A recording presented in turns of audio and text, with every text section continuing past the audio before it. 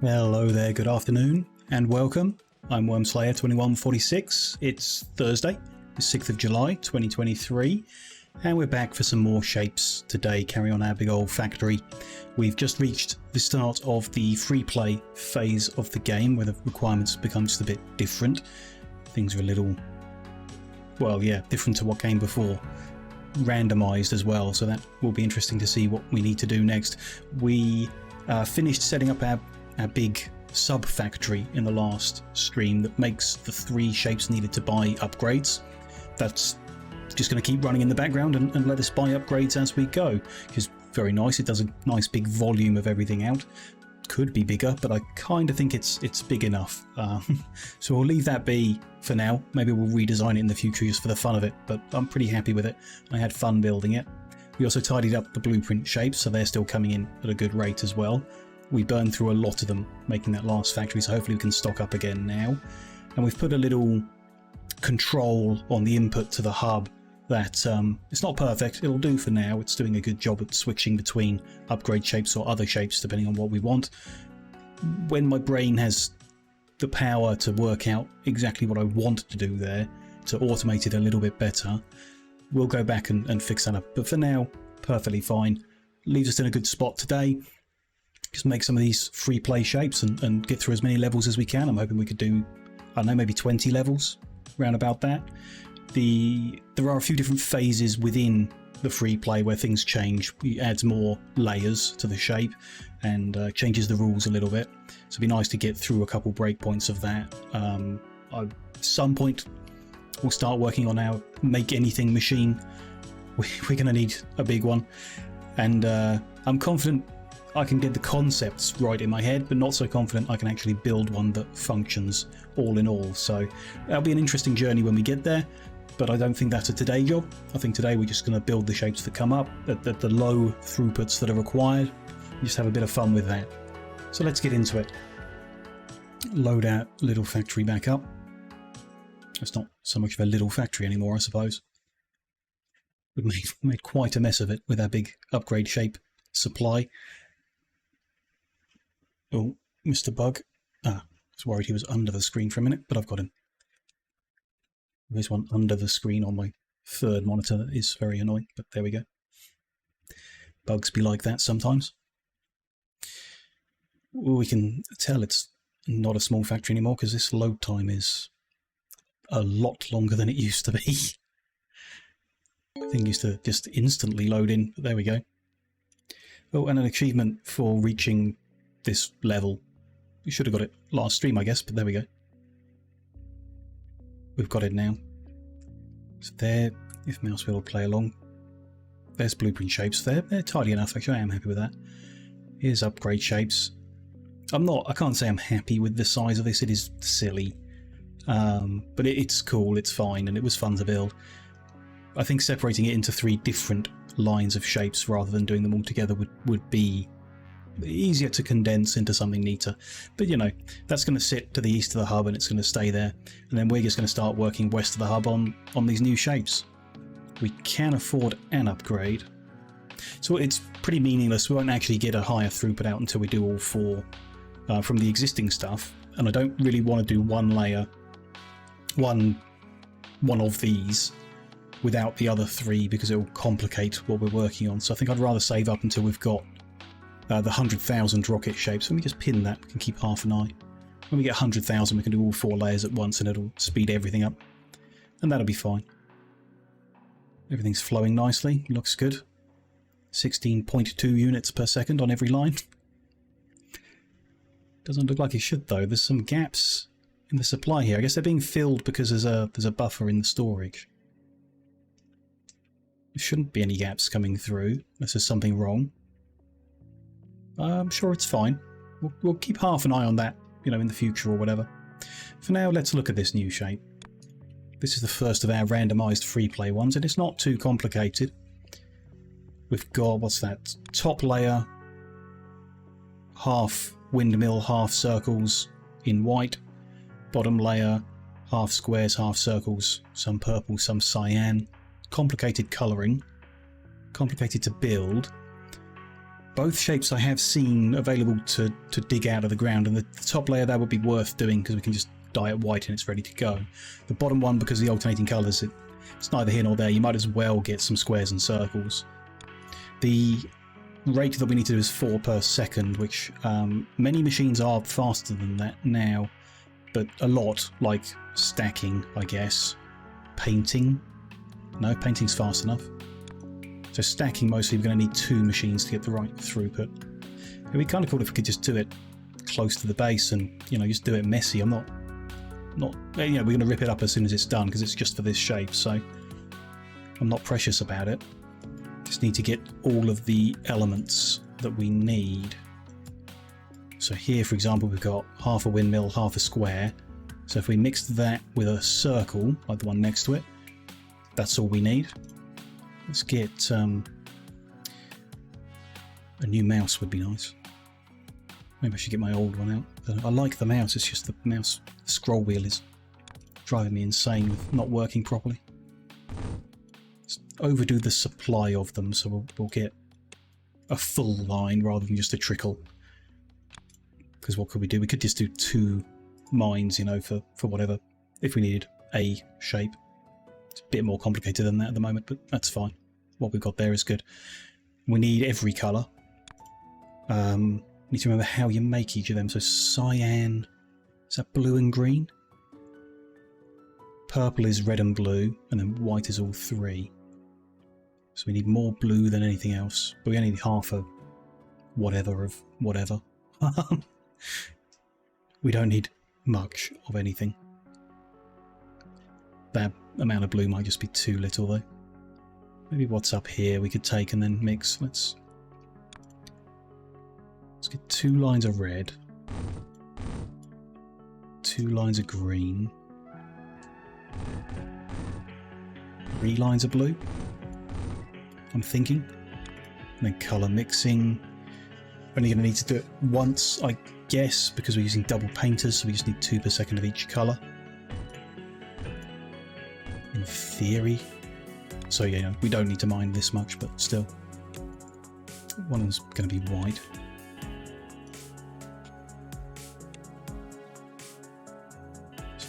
That'll make us the purple.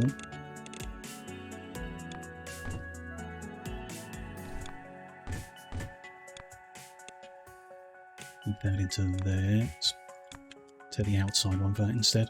Feed that onto there. That's going to make cyan. Perfect. Got that one right for once. And the last blue in there. And there's the green, so that should get us the white. Perfect. So what we've got here we need to cut up. Best to just cut it into quarters to reform it. Which cuts at 4 items a second, but is that enough? Do we need more pieces than that? Not sure. We'll see. We'll do it and then we can just scale it up if it's not enough. If I'm wrong about everything. So the square bits we want top left and bottom right. That becomes top left, and yeah, we need to stack twice.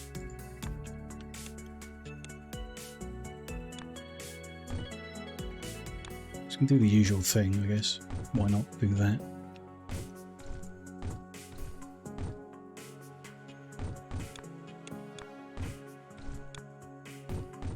One there.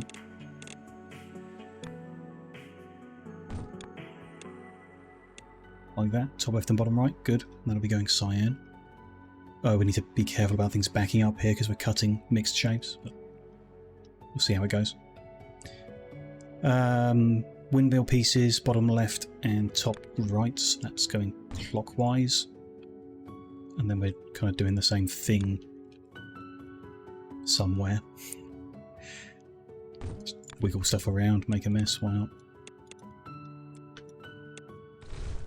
Send that the other way. So there's the square bits we need, there's that. So we just need the circles, but, you know, alternated. Easy to rotate, I think, so send that one round one, then that one back one.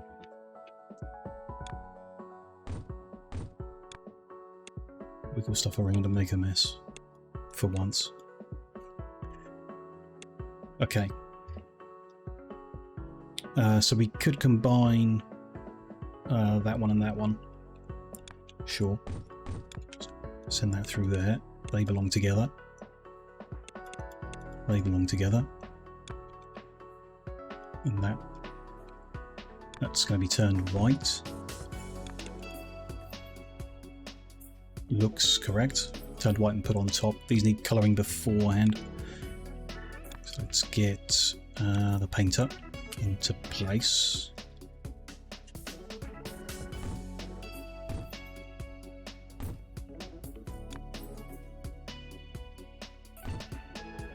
To split them out, don't we?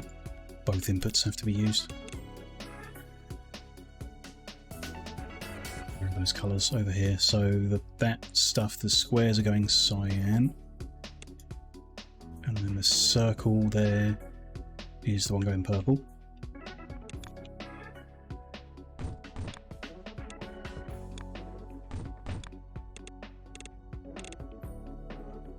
And they can be joined together as well.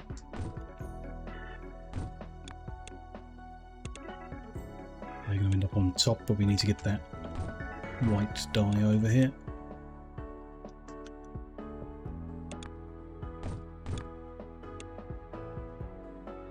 And that should do it. And if I'm not wrong, that should do it at 4 per second or slightly over, but could be a close one. Not entirely sure that the cutting is fast enough. Well, it's fast enough, but whether that's sufficient throughput. Ah, didn't mix the entries there. There we go. Looks like the right shape. Where is our hub? We can go into the bottom there. That's not going to work properly. We need to do that. No, that. Something like that. So we can feed into any line and it will spread between them all. Yeah, perfect. It's interesting. So it should... It's letting them through. Is it supposed to? I don't think it is. Oh, it is like one at a time. So it's stacking up at the front because they're the longer lines. One goes into this one, and then briefly after one goes into the back, and it releases 4, 1 on each line, or 2 on each line from the looks of it, just because of the speed. Because they all have something in it, releases that to get mixed in, and it will pause this side very briefly to open a space, I guess, in the belt to let it in theory. In practice, who knows what's really happening. This is only 2 and a bit per second. 3 per second. Why would it be less? It could just be that the way that I'm splitting it up is bad for the throughput measuring, like the time frame it gives us. 2.1, that would make sense as being just slightly too slow because we have that one layer of upgrade. Kind of figure we're just not cutting enough pieces. But it doesn't seem that way. Everything seems to be full at this point. And then the colouring...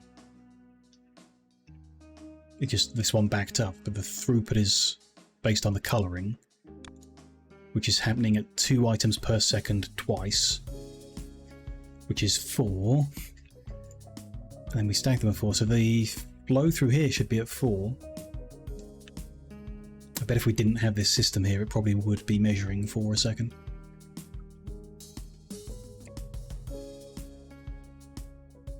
Well, that might be the problem. If we manually switch, that's going to release everything out of this side. Interesting. And, you know, that'll get us there pretty quick. So we don't have any way... So the switch would have alternated them, so this would flow normally, but when they're all empty, this side would start. When they're all empty, or when... It's currently switched, so it's prioritizing the upgrade shapes, but it's not. Opening a 1 there, so if these were all full, it would give us the upgrade shapes. So this is letting it through. This is restricting this, but it'll get bypassed. It doesn't work good. It doesn't. I guess my thing is, what if we got rid of them? Just fed it into one side. It will never automatically trigger because they won't all be full. But I can flick the switch and that'll release one line, which will get us past what we need to get the level, as long as there's a bit of a buffer.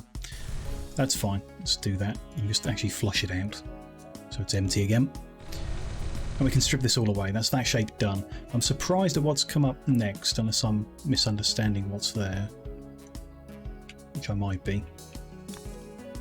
I am. It is just 2 layers. It just looks a bit funny, the way that they overlap. Interesting. Fine. It's kind of the similar thing to what we just had. 2 layers. The top one's all white. The bottom one's mixed colours, but is a basic shape. So what do we need? Star, star and circle, which we happen to know are not really available in many places. There are stars here. The star and jellyfish would be helpful as a balanced amount. There's jellyfish. Let's bring a line of them over to where the stars are. There we go. We still need to, cut everything up, which is the annoying thing, and reform it. But we do know we can do that with a single cutter, because we just... Maybe we can't, but we can at least form a buffer and release the buffer to get past the 4 per second. It's no big deal. So jellyfish needs rearranging. So the circles are bottom left, top right, so that's going counterclockwise. And the spiky bits are top left, bottom right, so that's going clockwise. Can't just reform them unless... That is an option. So the stackers are not fast enough to do 4 per second, they're only 2. So, we could buffer them in that storage and it'll be fine. But I was thinking, why don't we just double up this way round instead?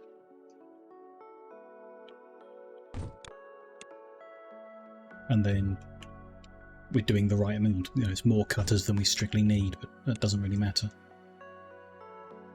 The star we need to colour before we reform. It's just red and green. How can we do this clever? Let's make all of these bottom left, top right. So bottom left, let's make that bottom left and that bottom left, these top right and that top right. Can I then combine them? Should be able to. No, I don't want them combined. I want them combined. My bad. Try that again. I want that to be bottom left, I think, and join it. That's bottom left. I want that to be top right and join it. So they're the same thing. Yep, that's what I'm after. This we want the alternate way round. So turn that one back and that one back and join them. Perfect. These are green, these are red. So if I get a double painter on each, the colour here is on the wrong side, I guess. If we got... No, nothing good. We'll just make a mess again.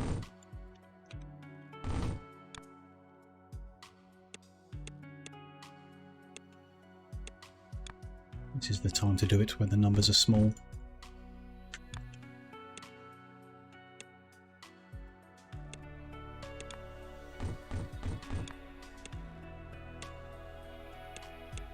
Okay.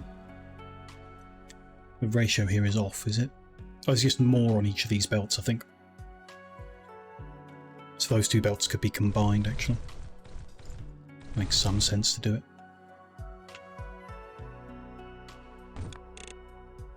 Do that. These could be combined, can't they? Although this time we do need to split it out, do double. To do that over here.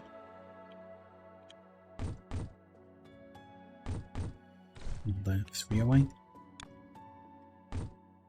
No, was right. There is good.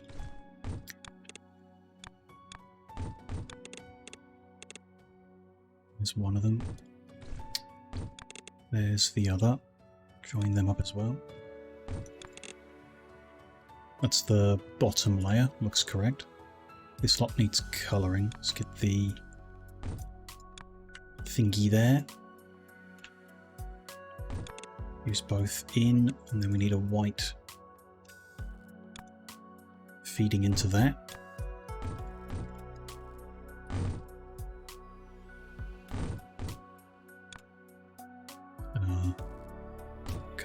Colour mixer.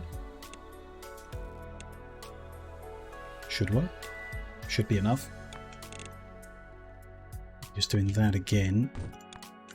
Sticking them the other way around.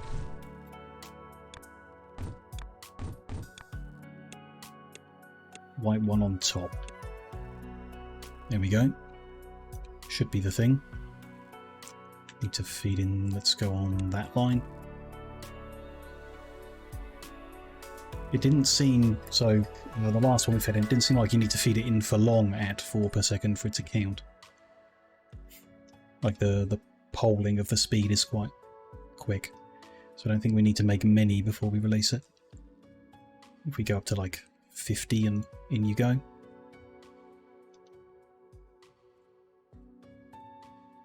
Maybe. No, that measured at 0.2 per second. Unusual. Never mind. It did get it. It just took a minute to update. Fine, we'll switch back over. Actually, cut that line, empty it out, and then switch back. No.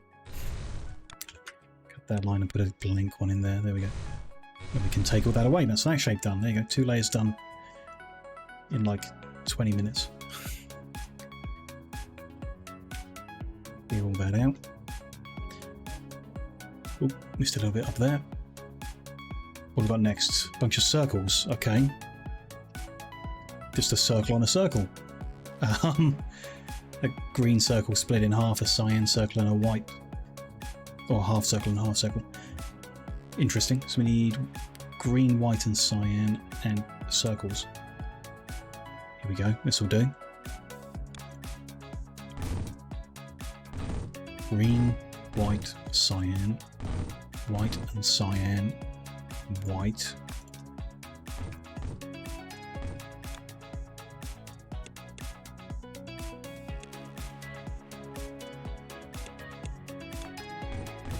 Send them under, that into there, that further under.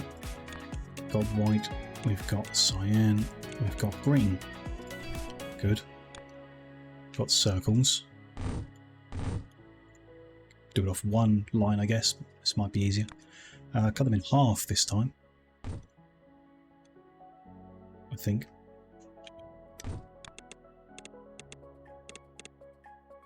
Yeah. And then, what do we need? Left half.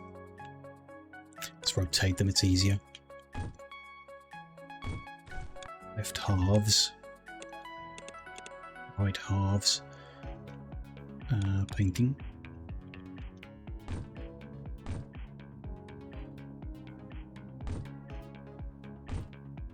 And everything up there, need to split those lines out.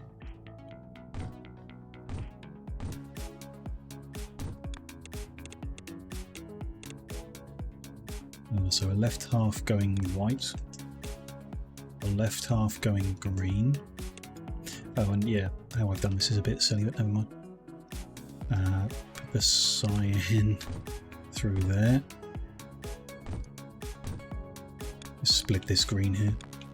There's probably enough on that line.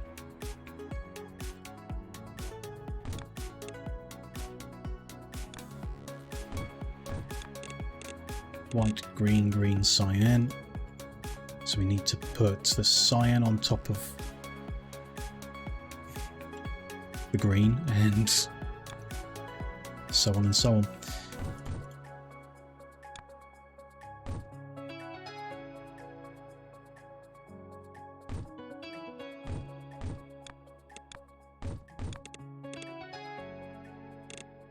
There's the right half, yep, looks good. That's the left half. Lay the right way around. Yep, green on the white, perfect. Need to obviously join them.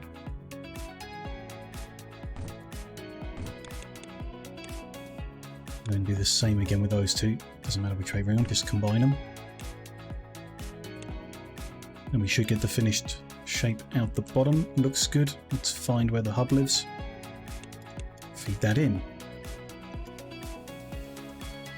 Still only 4 per second needed, so going well there. And our rocket shapes have crossed 100,000, so we can get all 4 at the same time. So we can do the next tier when we get 120,000 rocket shapes in storage. So keep an eye on that. It might take a while. 50 was enough last time. Let's give it a go.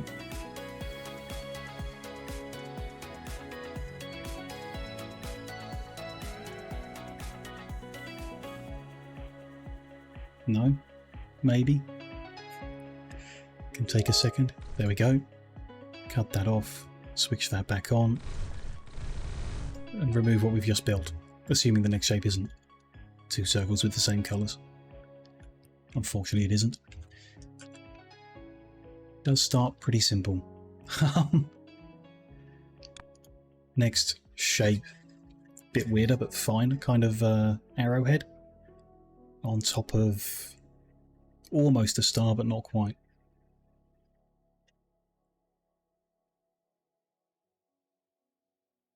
The ratio is 4/4 of star, half square, half circle. So if we had a star and half square, half circle, we'd have all the pieces we need.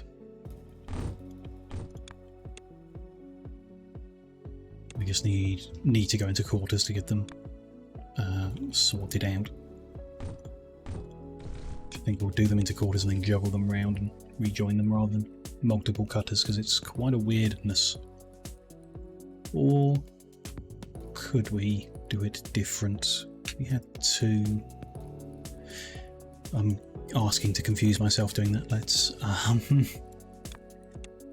what do we got here? We got top right, and bottom left of the star. Need combining with a bit of square.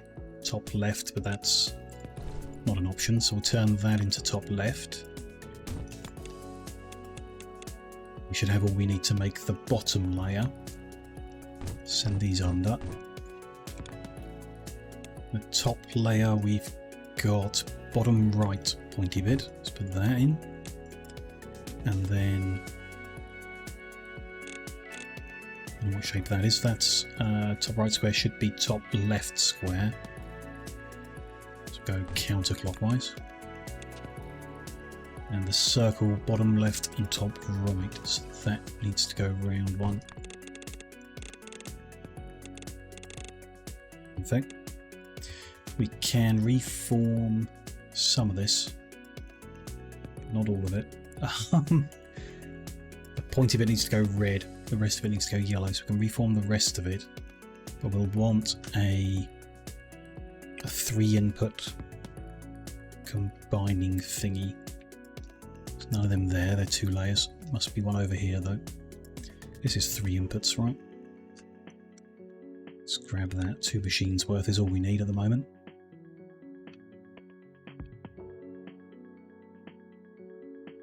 Put that, sure, there.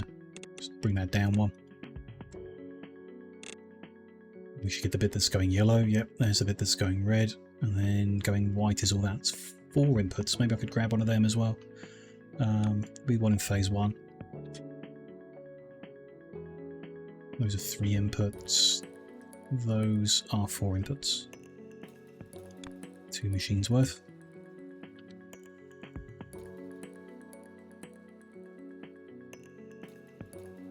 Put that over here.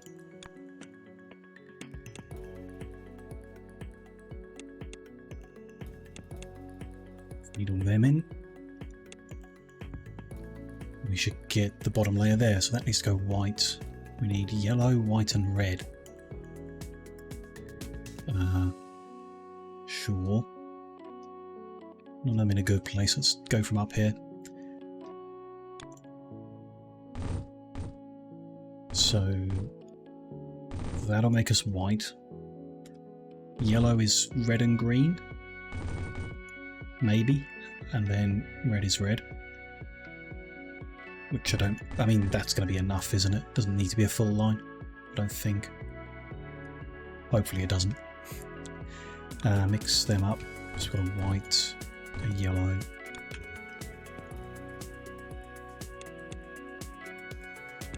I think that goes like that. That one to there.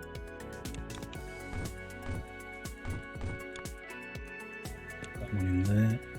That is yellow, perfect. That is white. That is red.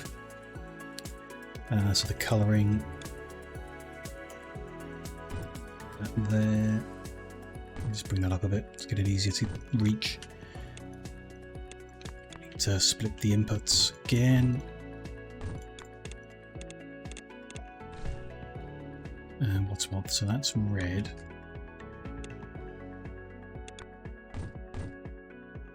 This one is the yellow.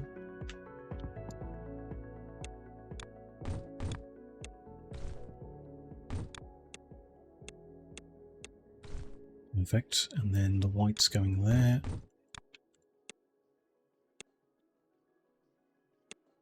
We need, could do a 3 input one, I guess. That'd work, right? So I'm going to get the inputs correct. I don't think it even matters, actually. They can join up however, and then they're going on top of that one, so they are the right way around. Looks good, looks correct. Funny looking shape, but that's what they asked for. Feed that into here. Hopefully that's another one done.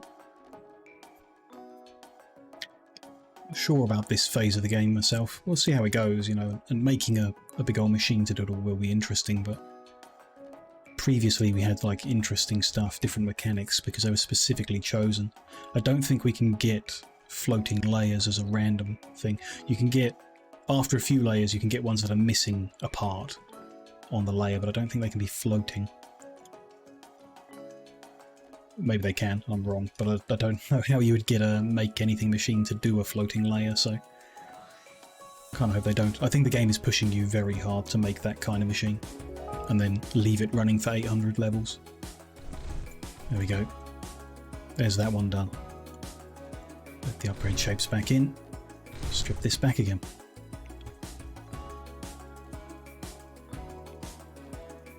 Perfect, good progress. Next shape looks surprisingly normal. A white star, and then a shield. It's half purple, half yellow. We've got shields and stars right where we are. So then that way, there's the shields, but we'll want to cut them in half.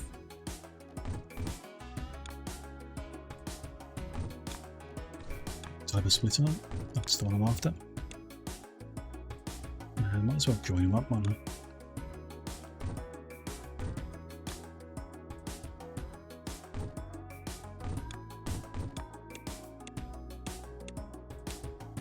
There's a circle, so we'll rotate them, so circle should be bottoms. Squares should be tops. Those are the wrong way around. They should be, and they should be, yeah, perfect. And there's your stars, so I need colours.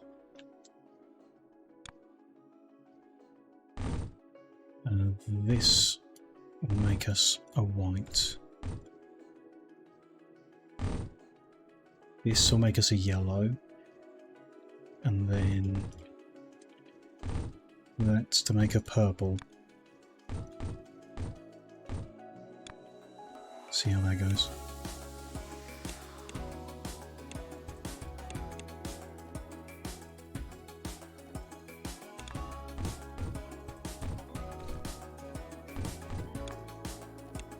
That one in there.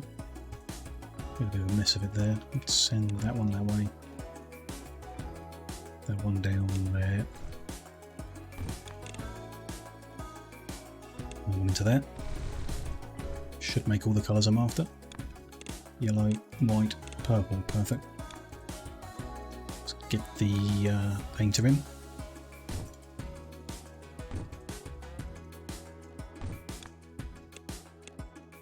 And with the splitters. Ready for one upgrade, but I will wait until we can do all four.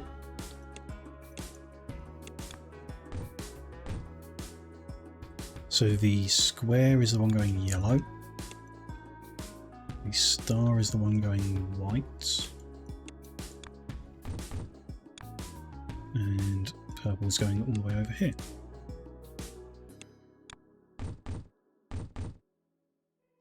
Good. Combine them together. I should keep a little blooping around or something. Should I keep doing the same thing? Not that it takes long to build anything.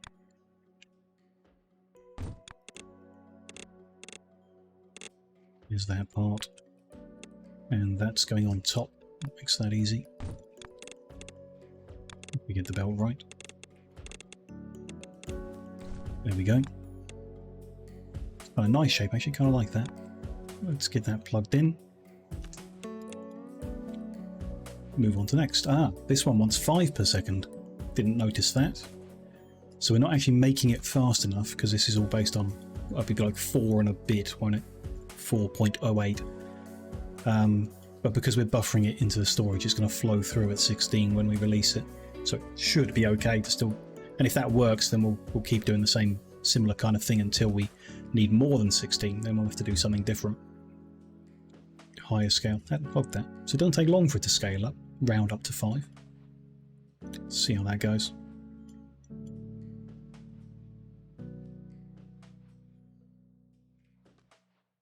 Need 6, but it says 16.4. There we go. Flush that out, and then switch it off. There we go. Tear all this up. Something different next. Zipping through. Very nice. So tell us what level we're on still. Yeah, level 32 now. Okay. Cyan circle with half white, half yellow plectrum on top. Again, simple enough. Not too hard.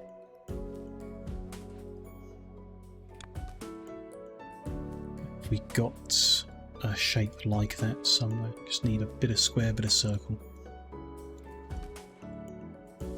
Nearby is nicer, considering these builds are not lasting long.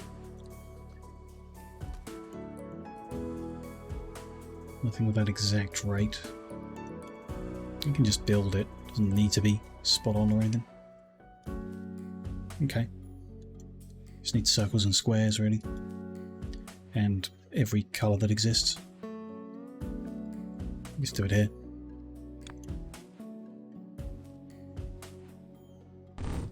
There's a line of circles, and then another line of circle. And we don't need that many squares at all, but that'll do. Just do a cut. We just need bottom rights. So that's clockwise as it is, counterclockwise and 180. Join them together.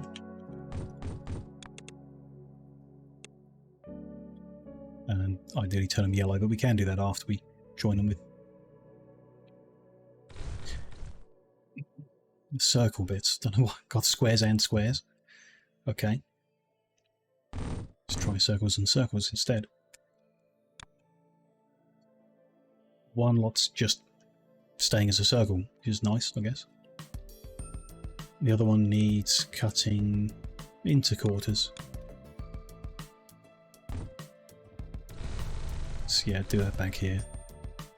And we need the bottom right can go in the bin. That one. The others we need to keep. The bottom left and top right can be rejoined.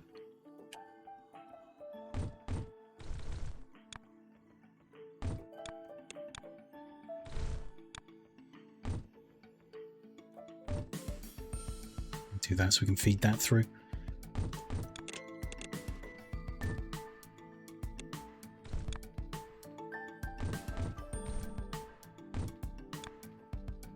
Then lined up. Nice. Yeah, that's going to shoot through, so that's going white. We need all of that again, kind of. And there, get rid of that.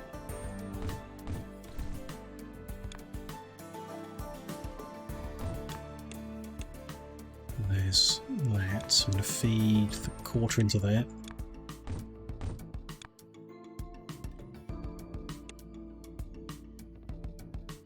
This neighbour with a dog that just does not stop barking as soon as they let it inside the house. Barks non-stop until they force it back inside again later. They've just been away on holiday for a week and they're back today. I've kind of forgotten how nice it was when that dog's not around. Oh well. It's still warm enough that I have to have the windows on the house open, so I guess I just have to live with it until it cools down a bit, and then I can just shut the windows and not listen. Although I can probably still hear it through the window, I'd imagine. Quite a high-pitched bark, you know. I guess dogs have different barks. Don't really know much about them. Yellow, cyan, and white. What we need. Over here we got every colour. This is for white. And then yellow is... no. Cyan is blue and green, maybe. Yellow is red and green. Maybe. See how that goes.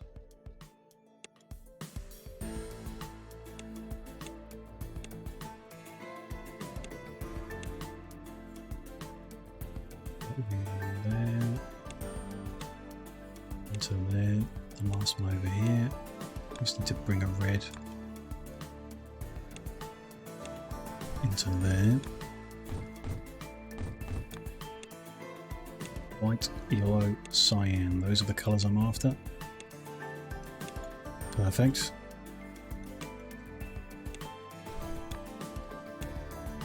Let's get these coloured in then. Oh, they're on the wrong side, but never mind. Not much to be done for that.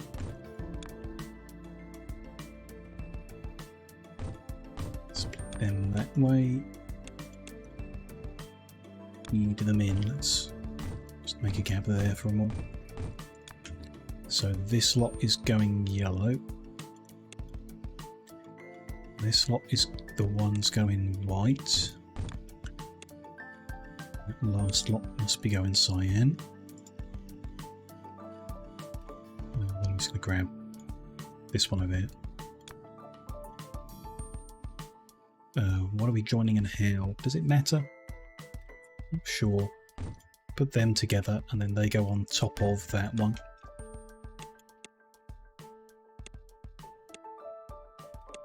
And there should be our shape.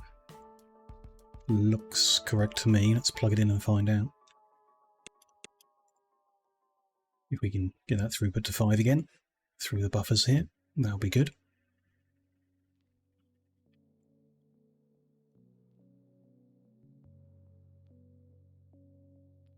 We'll get it to about 100, that's where we've been releasing it before. Such messy little factories. But, you know, why not? Not sure I would do this much longer. Maybe after the break today, you know, in a couple of hours' time, we will start to look at the elements of a Make Anything machine. It's because this is pretty repetitive to do. The shapes aren't that interesting. And maybe it'll change in a few levels or so. I don't know. Main thing putting me off making the machine is once you've got one and it's running, like what are you doing? you build one, I guess, take a long time, then we copy paste it 12 times for our inputs, and then the game's kind of done. You're just sitting waiting for it to tick off each layer, each level, which, you know, isn't very streamable, I don't think. Just doing nothing. I guess I could just record it as it ticks through all the layers, and we could stick that on YouTube just out of interest while it gets all the way up there. But yeah, I don't know what else you're really doing. Once you've got it designed the first time, you just copy paste it and you're done. Who knows? We're still some distance off. Let's not get ahead of ourselves. Let's just keep making shapes. This one's kind of interesting because the colouring lines up. So we've got circle on square and windmill on windmill. So if we had shield and windmill, well, that would be all the elements we need. We've got shield quite a few times over here, but I don't remember seeing any windmill over here. Further south I thought we had some in the past. It's half of one there, which we could use. Half windmill, half square, but then we'd need half windmill, half circle as well to get the right ratio. Not that we need the right ratio, just need the parts. Which we could start working with. So somewhere out here in the world there is a patch that has a shape where each quarter is from a different fundamental shape. So you get a quarter circle, quarter square, quarter star and quarter windmill on one shape. And that's a good source block to use to make anything with. Cut it into quarters. You can rotate each element around. If we happen to have one of them close to our base, it would be good for this stage, and probably for the next stage.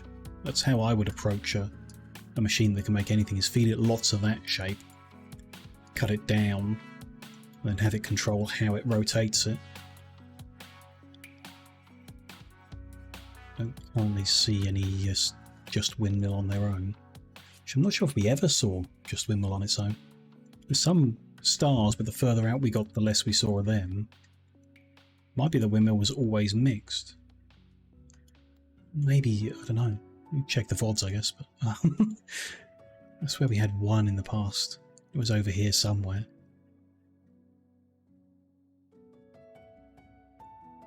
Not that yeah, not really important for the progress. Oh, there's one of them. Alright, I mean, let's start using this. To at least get it mined, and we can use it in the future if not. Though, it being close to the base makes it hard to use in the future, because these machines we're going to build are going to be huge. They're going to need a lot of room, so we're going to be quite far away from the base, I should imagine. But hey, you know, for now.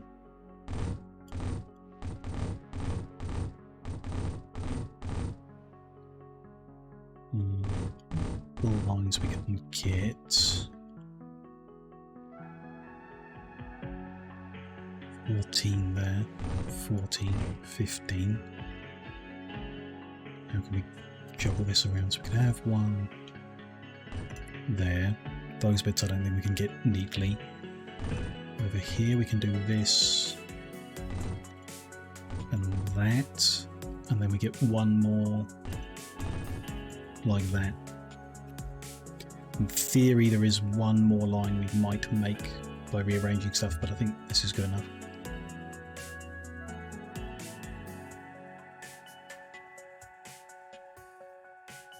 It's 19 though, that's annoying. It's an odd number. Ideally, because we're cutting into quarters, it'd be a number divisible by 4, so we should cut some away. Let's cut the weird shaped ones out. What have we got? 1, 2, 3, 4. That's 16, so that's 4 4s. That's kind of good. Perfect, even. If you cut all these into quarters, reformed them, we'd get 4 lines of each basic shape. 4 circle, 4 square. That's pretty good.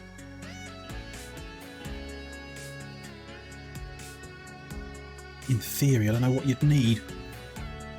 Ultimately, the randomized shape it asks for could be a square on a square on a square on a square. So your machine that makes this needs to be fed 4 full lines of squares for every 1 line out, just in case. If you want to guarantee a full line comes out. But that's something overkill, because the odds of that happening I think are pretty slim. They might even be nil. It might even be specifically programmed not to do that. Although we did see circle on a circle a minute ago. I don't know, it could be possible. Just rare, I think. So I think you do plan for it. So this would be a good input then. 4 of each thing would allow for everything. That's kind of what you want to feed into your machine. 16 lines of this mixed shape. Where are we anyway? We're quite far from the hub. Just a bit of an awkward shape. I'd want to find more, but if we could put all the machines in the north and west of the hub, do all the mining in the south and west, and feed it up, and then, you know, the lines wiggle around at the hub. Could work. This could be usable for it. In any case, at the moment, I just wanted to get them to work with now. Not sure how, though. Bring them out of here and into some kind of array.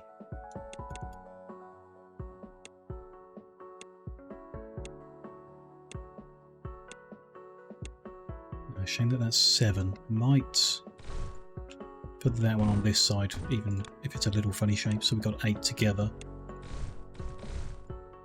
And 8 on this side. Yeah, I think that's best.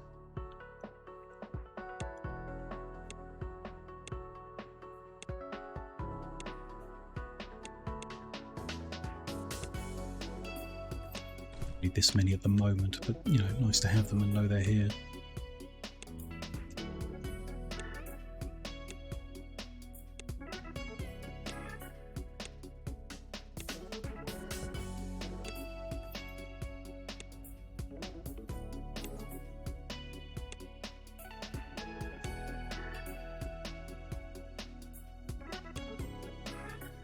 Where are we going?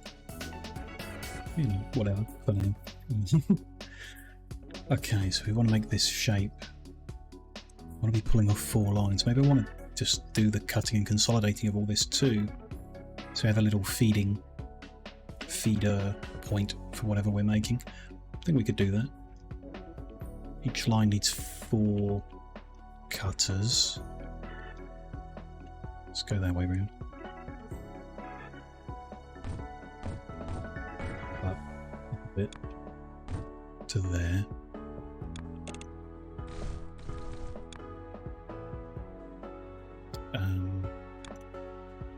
Split that out with that one. In we go. And the outputs, we want to do what we did over the far side, so they don't back up. If you are making a square on a square on a square, you don't back up to the cutter and everything stops because you're not pulling the other shapes. So you want to combine everything that is the same. It should all be facing the same way as well. Deal with that in a second. Don't need that. That one goes to there.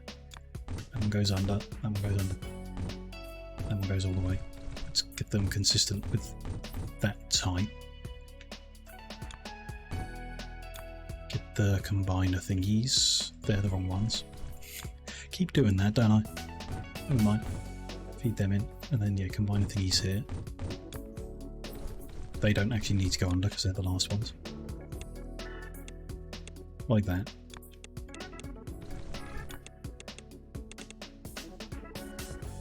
That is what I'm after. Where he needs to wake up a bit. Yeah, kind of good, but we're not trying to do too much today. If my brain's doing a bit fuzzy at the moment for some reason. Don't know why. Annoying dog, maybe. We want to be consistent in their facing, so let's make everything top right. Like that. Then we have a storage buffer that bins off on the non-priority output. So the priority one with the start is the one we take forward. The other one just gets binned off. That keeps everything moving non-stop. Good. We want, what, 16 of these? Should I squish them all together? I mean, no. We got the space. This whole thing's going to be moved or something later. I think this is what we would do at the start of a Make Anything machine. Not sure, but I think it is. So we can just like cut and paste it into a better location later.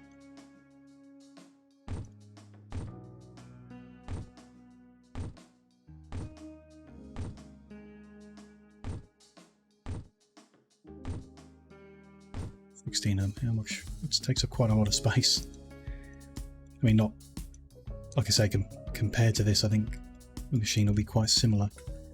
I think the start of each machine has to be this much. Or I suppose the machine is. So we want 12 lines of output. We want 12 machines. Each of those deals with 4 layers. So you kind of got sub-factory, sub-machine within there, doing a layer. So it's just 4 of them to do a layer. And then after the layering process, which is a copy-paste, they all do the same thing. Then there's a combining stage just on the output of the machine. But no, it's all very interesting. We should just do it, but, you know, I'm a bit scared, I guess.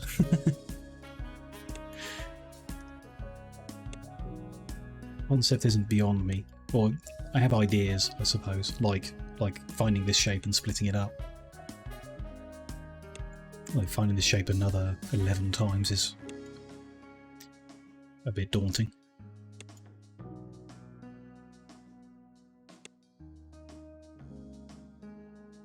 Plug these in, and then the one on the end we can start working from and making a current shape. We do, I suppose, need to think about how you're putting the colour together and choose it and so on, but don't have to do that right now. So let's start making shapes. So maybe take one of these per layer. So I want to know what's what.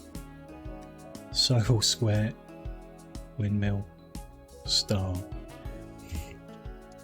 So we want to take circle, split it in half. We need a top right and a bottom left, so turn them round. Join them together.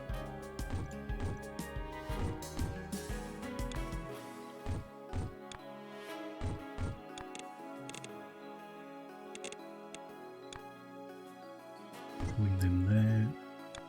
Make sure they're connected. And we get the circle bit we're after. A square. Kind of want to do the same thing, but facing a different way. So we want... No, we want the same. Top right, bottom left. So I should just be able to plug that in. Yep. Then we can combine them before colouring. Want to put... what are we putting where? Circles on top. That's fine. That's going to be turned white, and that'll be correct.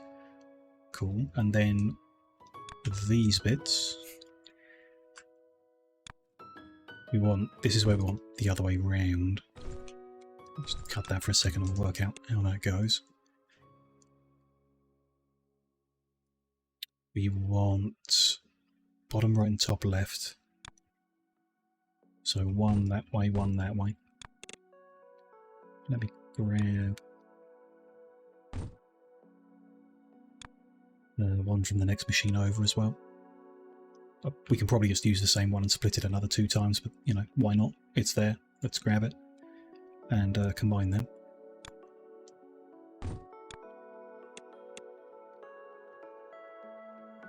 And they need to go cyan. Okay, so what have we got nearby? Any green all the way up there? Between here and the hub, we could take them a long way before colouring them. But you know, I'd rather do it here. Some green down there. Let's go with the one up here. So cyan is green and blue.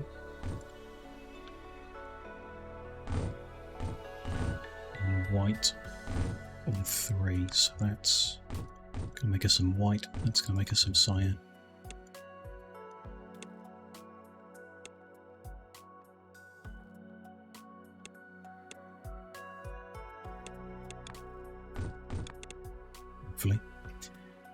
Get the colouring machine in.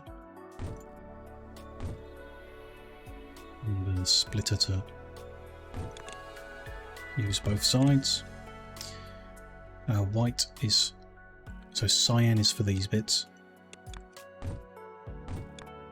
White is going all the way over here. And then we're just combining them together. I don't know why I'm using just 2 machines anymore. I could do more or less. Or whatever. Does that look right? It does to me. Let's get that fed in. We're going quite a long way now. There we go. Lines up nicely with that. So the whole like manually controlling it thing becomes less what I want to do. But you know, kind of have to at this point. It's fine. We'll look at getting a pool of the colours together. It's another thing we'd need to mine up a lot of, put in. So if the random shape you're given is white square on white square on white square on white square, you would need each layer needs 4 of these machines to make the square line, and then well, I assume you're going to dye it. You dye that at the end, but you can't really bank on that because if it's a multicoloured one, you need to do the colouring while they're quarters to be sure. So you might use the quarter painter, the quad painter, possibly. That would mean you need 4 lines of white for every layer. 4 lines of every colour for every layer. That's crazy. There's got to be a better way of doing that. But yeah, like you have to. Oh, you don't have to actually. You just can't really control. Go this way if you're being coloured when you're a half. Go that way if you're being coloured while you're 3/4. I guess. I don't know. Maybe you can. Wrong button. To click. There we go. Should get us there. We don't need to remove this line, do we? Or don't want to remove this line. Kind of do, but also don't. Maybe next time we'll keep it. Start fresh each time. Good for my brain, really, the way we go. We've got the next shape ready. We just switch that back, get them upgrade shapes in. I just want to finish my thought about the dyes you would need in a Make Anything machine. If the layer's the same colour, I don't think you can analyse to that level and say, well, all 4 pieces are the same, so combine them, then colour them. I think you have to create every quarter. So within your sub-machine, where you've got 4 of these as your shape input, they're then going to get coloured. So I wonder if you could rotate each one differently. So this machine does top rights, and then depending on which shape is in the top right, it releases it into colouring, and depending on what colour it is, it does that. So this machine is releasing a quarter, which would go into, I guess, a painter or a double painter would do it best. Unless you can quad paint. Let's revisit that later. And it's outputting a full line, so you need a full line of painting, which is half a line of ink. So you would, for 2 machines you need 1 line, so for 4 you need 2 lines of every colour. That's all you need. That's not so bad. The quad painter,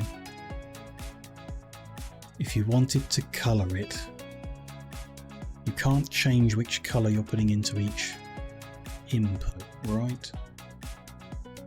Unless you, control the belt going in. So each line going in would need a different colour. But you've got the finished layer going in, the side, finished layers going in, and then coming out coloured. Which colours you put in here depend on the signals you put in. So each of these belts would need one full line of colour. Depending on the throughput rate, isn't it? This does half a belt, so you'd have 2 of them. You'd be pulling, you're still the same thing. If you used quad painters at the end, you'd just need 2 belts. No, 1 belt of each colour. 1 belt of each colour. Hang on. Brain. Work.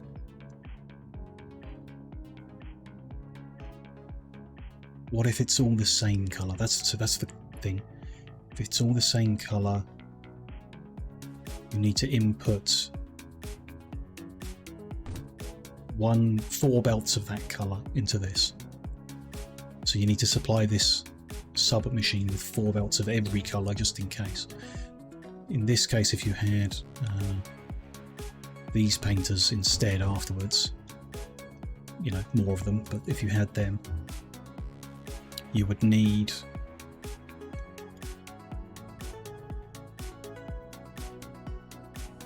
four belts of every colour. No. Because a double painter only needs half as much. 2 belts of every colour, even if it's the same.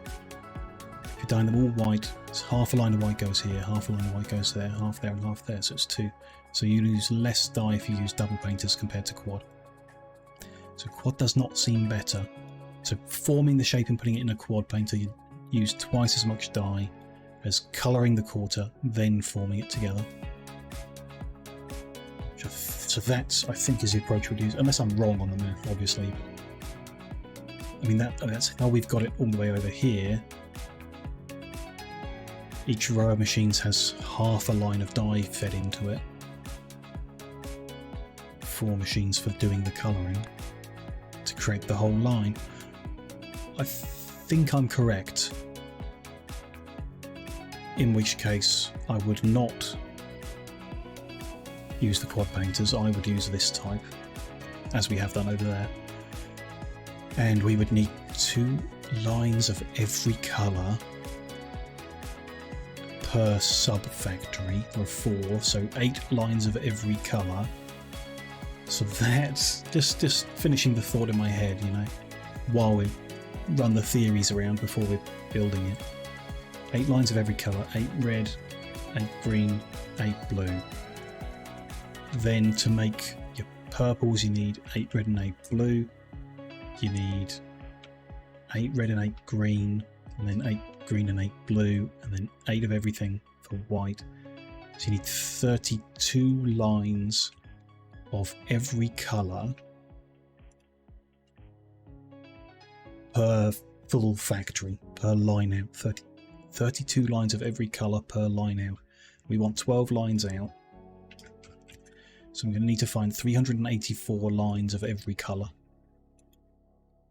Which is a reason to kind of block off an entire section of the map that is just going to be lines of colour and this shape heading up, forming into an array and spreading into the entry point into machines along here. You know, we'll leave a bit of a border, maybe where the small patches turn bigger. You know, roughly the same distance as this is away. Start the machines there, and the entry points to each. It's interesting. I'm glad actually to get a bit of the theory moving in my head, not immediately using it. It's kind of nice to think about it. Let's work on the next shape as we carry on. The colours have gone a bit weird on this one. Do we want to join them together, dye them green and unjoin them? Probably not. A circle. I think we just make it at the slowest. I mean, this is, yeah, confusing me already. Different elements here.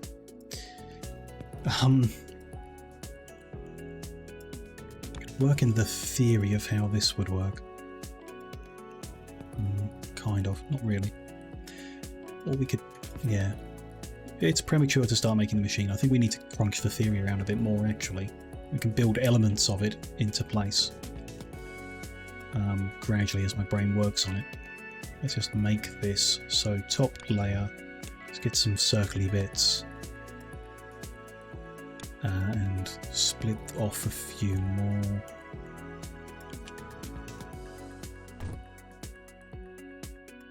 Again.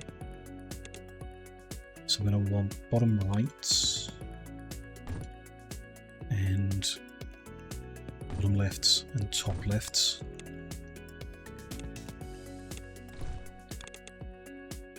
Sure, and we're going to join them together, which needs a... It'd be nice if the stackers worked a bit faster. Would be simpler if the stackers worked a bit faster. Let's do this.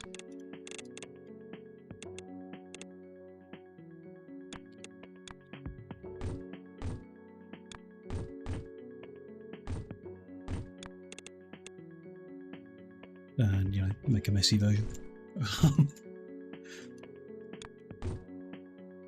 And then we need another splitting off of here. Feed that one into there. They're not needed. Join these up.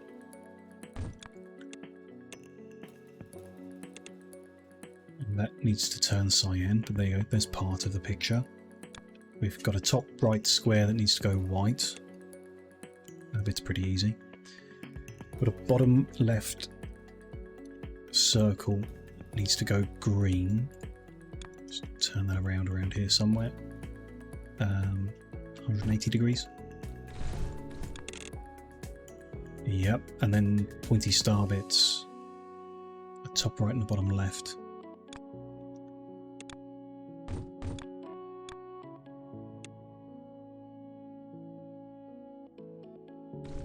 Nothing like that, really. I've broken that. What have I done there? I've deleted that by accident. There we go. Build a new one.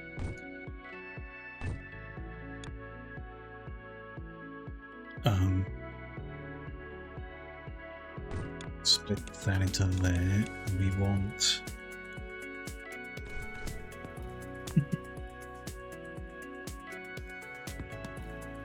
one that way, I think. I think that's too close, am I?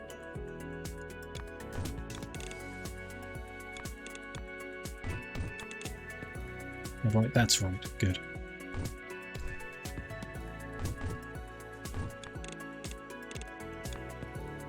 Putting them on. And sure. I don't think we could probably do it with just a single stacker to make my life a little easier. And let it buffer in a bit slower and then release the 100 and it should be good. Ooh, talking of. We've got enough rocket shapes. There we go, tier 11 on every line. So now we need 140,000 to do the next move up. Good. So they're going cyan. These are also going cyan. But I think we might do that separately. So there's blue, blue. Green, green makes 2 lines of cyan for that. Then we need some green and some green. And some white.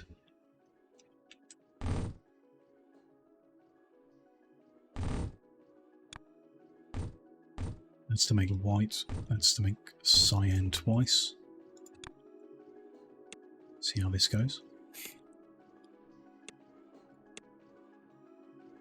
Green into there. Green into there. One into there. That's the wrong colour machine. That's the one we're after. One white zone cyan and 2 more lots of green to come down.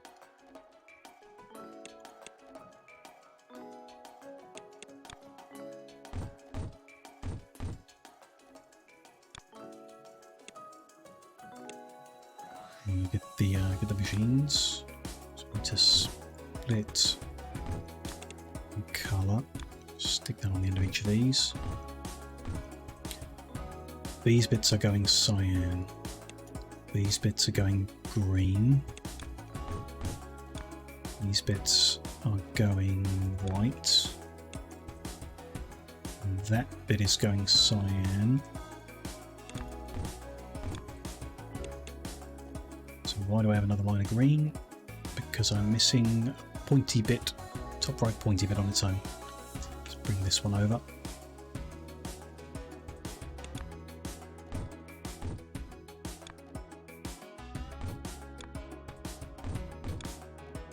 What a mess, but you know, like I say, today's just about getting through some of the layers, the levels really, you know.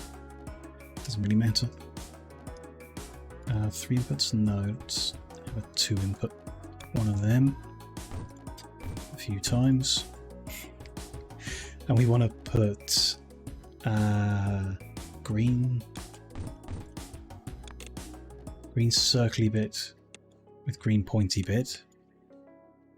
Then that wants combining with blue pointies.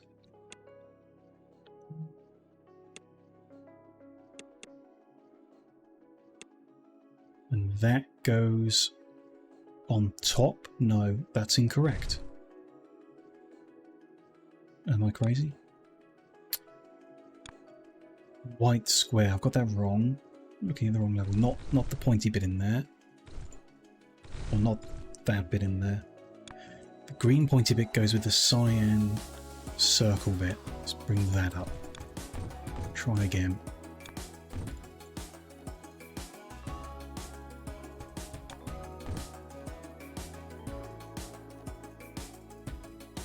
Push it all through a bit. So that is the finished piece actually, so let me just send that around. The other layer involves this green bit and the white. There it is. Let's send that to there, that to there. Green and the white, and then that gets combined with the blue pointy bits. That's better. One last set. We'll put this one on top. Okay, just move that up then. Send this up here. Maybe that's it. I can't really tell.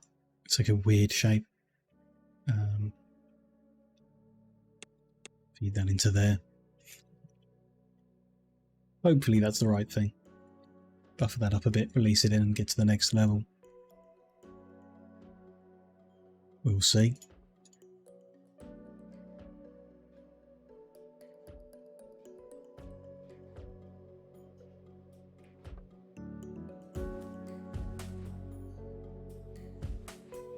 It looks right to me.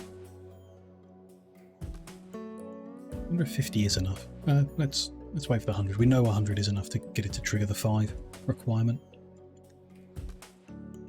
Tick in a bit more. Release that in, and then we can cut this off. Job done. There we go, 34 complete. Get all that off. Rid of that. And come flick the switch back over. Get the upgrade shapes in. Next shape we need 6 per second, so it's increasing. Still don't think we need to worry about doing the correct amount or anything like that, but you know, it is increasing. Shapes aren't more complicated at all, just the colours are getting very annoying. But yeah, I think we just form it. I mean, we could start playing with these like I think the machine would. Potentially. It might be easier if we get the colour sorted. So, in theory, how many did I say we needed? 32 lines of every colour? If we bring them together and up here, we could do something. What we're doing is just mixing. In some cases making white, but mostly making 2 colour mix. Could we do it 2 stage? The white mixing takes up more space is the only thing. I mean, let's take a look at it. We've got them over here.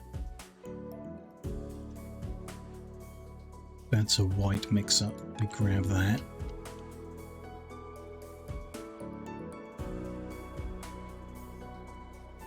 It's a bit longer than the machinery next to it. Not sure that matters.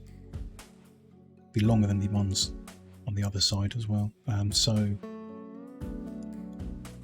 would spread them out as well. Each sub layer. I think we should be working on sub layers as well. So we only need 2 lots of white to go with this. Just follow the theory along, and it'll be a while before we complete this layer. I'm going a bit off course from today's plan, but this is where my brain is taking me, so we're going to do it. We grab the 2 colour mix. One's making purple, but we'll make all 3 different options over here.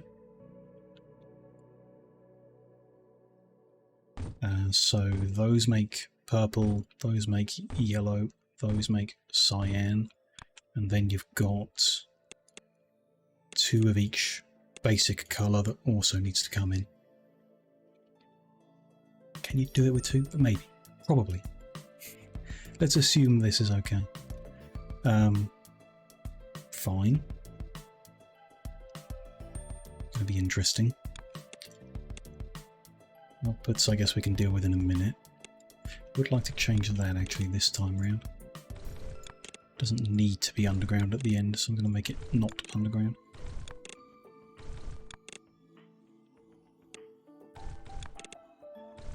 And straight lines as well.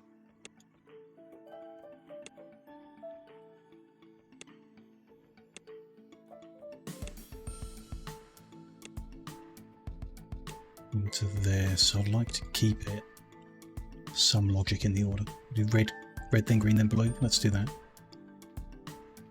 So these are red, and then red will input into 4 of these, but not the other 2. And into 2 of these. No, all. Yeah, 2 of the white ones at the end. So that's 8 lines of red go into this sub layer. Yeah, that's right. And 4 sub layers means 32 in total. So then we leave a gap, red, then green. Go underneath there for the ones that are green. Then I'll go here to mix with the red. Red and green makes yellow.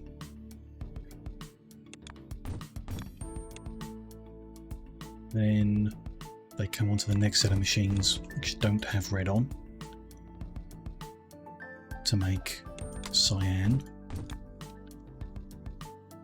And then they go into the white machines. It's kind of nice. The belts have to run in arrays of 8 because that's how far your underground can reach at most. So it's nice that we need 8 of each. Comes together nicely. Here we've got the blues.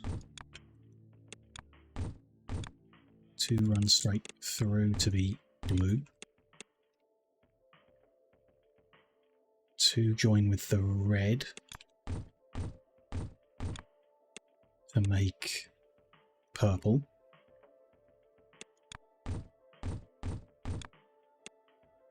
And 2 join with the green to make cyan. I don't sound certain. It's because I can never remember these colours. And the last 2 should feed into the end there to make the white. Perfect. So those 8 machines plus those 4 machines is one sub-factory's input. Probably array all the inputs for that as well. So you'd have every belt running down the right. Which is a bit crazy to think actually, because so you've got 8, 8, 8 and 4 for one layer. 8, 8, 8 and 4. You do that 4 times for one factory, and we want 12 factories. So if you arrayed all of them together, it would be huge. To bring it all up and around a corner and together and everything like that before mining it up. So I guess that the lines feeding in from the south are actually going to be all over the place. Or we just have to kind of spread things around into sections and hope that this specific shape has spawned in a nice array across the map to pick it up from. I mean, various heights doesn't matter, but yeah, not sure how that's going to come together. But still, here's the beginning of something, you know. Here's my brain bringing the thoughts together on how we're going to progress this in the future. Right now, I think we can't really get enough going. We're making 2-layer shapes, so I kind of need to spread this apart and get the colours into here. But we could, I don't know. Could we carry on with the theory here?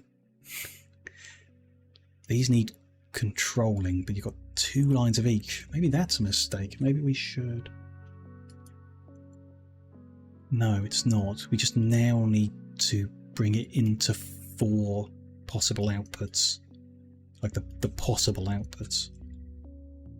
Yeah. That's half a thought. Let me bring the outputs of these into an array about to the top.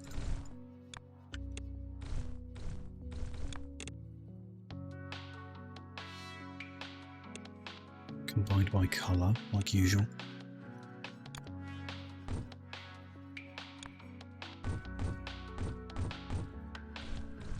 And making a mess, like usual.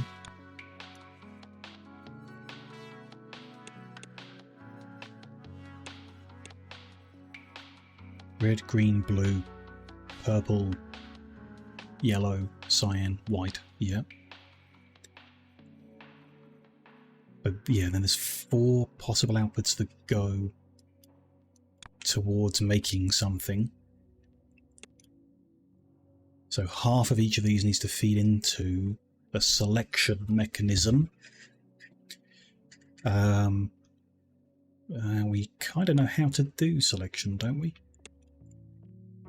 Put it into a storage, so you've got a buffer, and then you put a filter on the output. And you can enable or disable that. So if it's supposed to be white, you disable the 6 filters that are not white and enable this one. Alternatively, you set the filter to be white, and that would cause the white one to start flowing. As you constantly had things running in a loop off of a belt, and I think this is the way to do it. That's all the possible colours you could have. Feed the inputs in.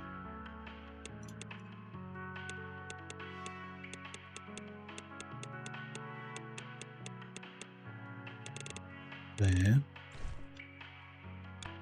Forward a bit. It's going to be a bit bigger than I was thinking, but I don't know. Keep running with the idea. See how it ends up. Just following my brain wherever it's going today. It's didn't think we'd be looking at this until like next stream, but you know, I'm happy to look at it. So you filter them, and then you're just joining those lines up, because only one of them is going to be actually running.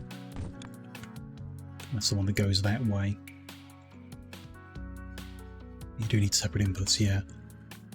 And then on the wiring layer, we would control... Don't care about the storage, that's just there to help buffer things. We'd control the filters, which can be done by reading in wires from this side. So the spacing to allow for wiring might... I don't know. We've probably got enough with the belts there. I don't... You know, like I said last time, I like building the wire where there's nothing above it, no physical stuff above it, which is silly really. It's on a separate layer so that you have all this space to work in. But yes, that should work if you just fed in, so you joined them all together.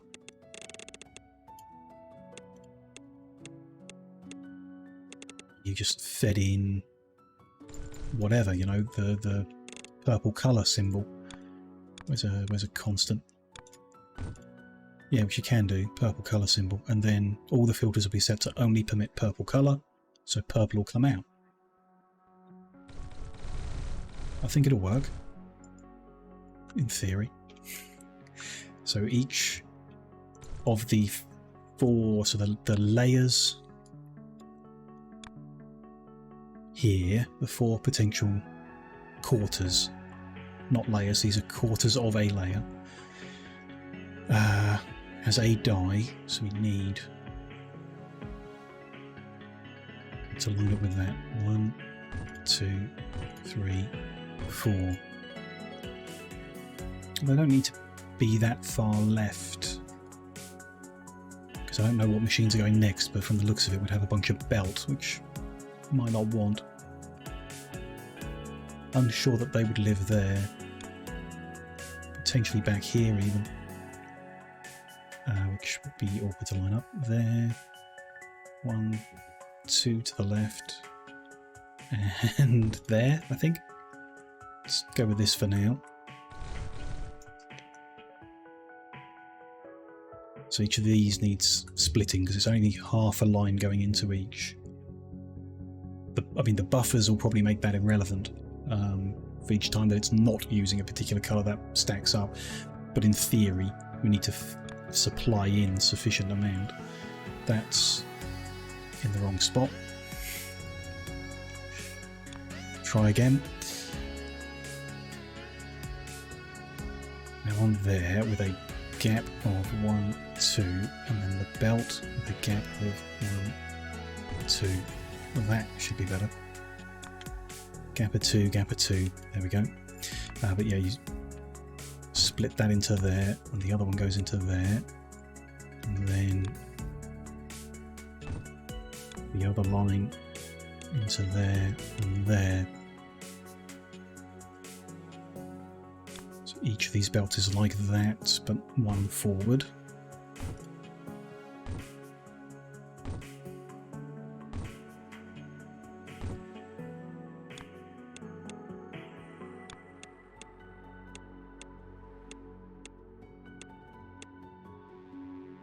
Shouldn't be building so much of this in the wrong location. This isn't going to live here. It's going to be further north.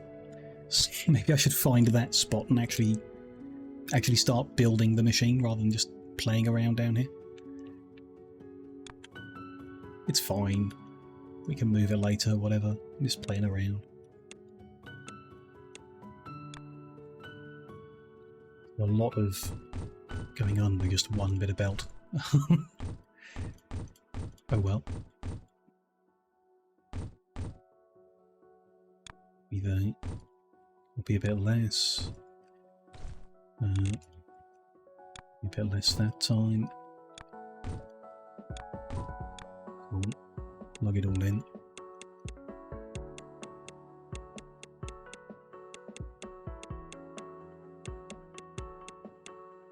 Should better copy all that now. Line up there, yep, looks good. Missing a piece down the front. Okay, so that's feeding them into storage and into a selector. So top right is going to take whatever colour outputs from here and so on. And top right's going to be this one. So following that theory, I'm going to change the rotations. Number 1 is going to be top right, so we'll go clockwise. These are all going to be top lefts. How do I do that? Not clockwise is bottom right. So that is clockwise 1. That's staying the same. That's going counterclockwise. That's going that way.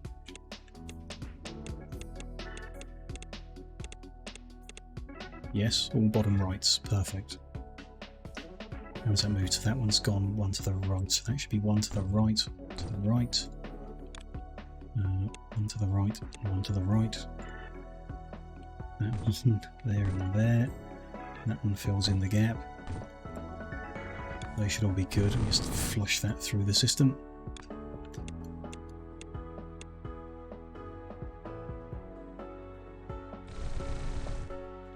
Right.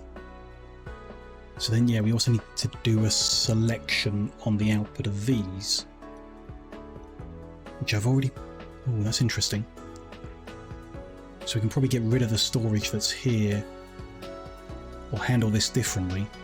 Kind of want... So on the colour, it doesn't matter if it backs up. Don't need to bin anything. Here, we want to bin off the one we're not using. I'm just thinking like the filter, when it's disabled, test this out, get a wire in and a switch. When you enable it, it goes forward. When you disable it, it goes right. But they're only too wide and the filter is too wide, which, so I was thinking of having like a filter into a bin. Like that, and then when it's not that piece's turn, it bins them all. Although we don't really want them to bin unless it's full. So we would want to control the filter and tell it. If the storage is full, let it out and into the bin. If it's not full, then, and it's not your turn, sit there for a while. How would we do that? Not with one filter, because the one filter needs to control this is the piece we want, or this is not the piece we want. If it's not the piece we want, we don't want to immediately bin it. So yeah, you'd need to,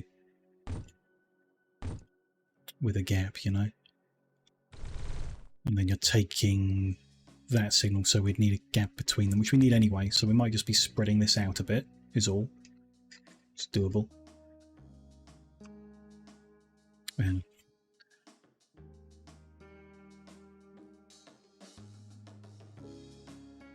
going very deep into making this machine for a stream where I said I wasn't going to do it. Oops. Hopefully no one watches the start of the video, decides not to watch, and then misses out on all this fun stuff. That one can feed into the bin. That one is just a feed onwards. So here, just get rid of this so I've got a bit of space to work in. We're taking the signal from here and inverting it, which needs a NOT gate. No, wrong way round, right way round. So if it's not full, it goes forward. If it is full, it goes in the bin. Everything's stopped because I've got rid of that. There we go. That number should keep going up because it is not currently binning things. Yes, perfect. That bit, correct. Then the other one, the other wire here is from a selection that's going to be reading a virtual signal of what this layer's top right section should be. And if that says it's a circle, you'll get a 1 and that'll go on. And if it doesn't, then we can block this. I mean, what you could do is feed this back in, but that's kind of irrelevant. Backs up and achieves the same thing. We could put them directly next to each other. We just need to use a different coloured wire, which, rather than mess around with that, I'd rather leave a gap and then they won't join up. But that's simple enough. It's just a NOT gate between those two signals and job done. And this we need to put something on, but you know, that's a more complicated bit to come later.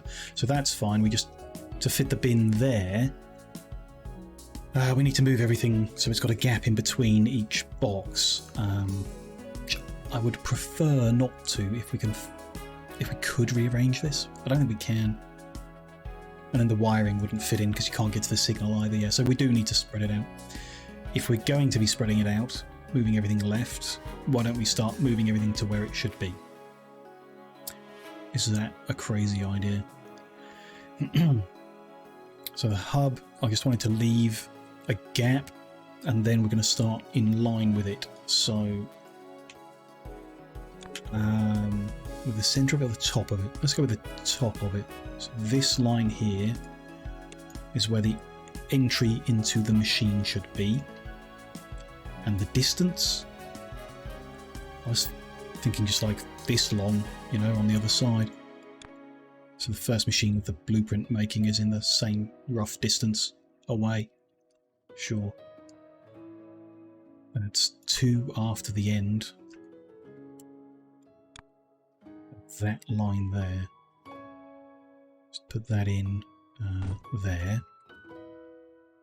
1, 2. So if I put that there, the first part of the first machine should be right next to left-hand side of that bit of belt there.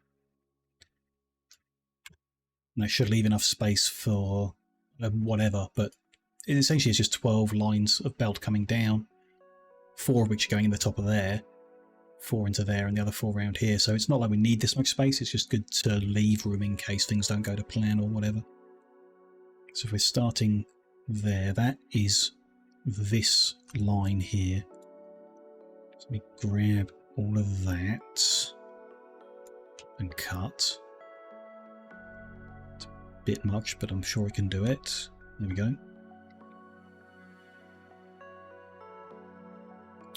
And there's that bit of belt.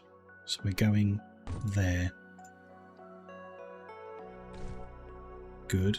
The inputs are going to need to be a different way round, because I don't want the belts running out there, so they're going to be like up and left and over and whatever. But I can... yeah, they're going to be different. So I'm just going to get rid of that for now and we'll redo them. Then we need to spread these out and redo them. So let me grab all that.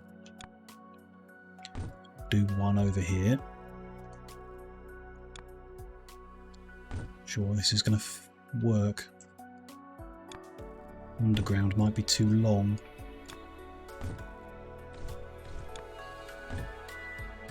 Nope, it's fine. Perfect.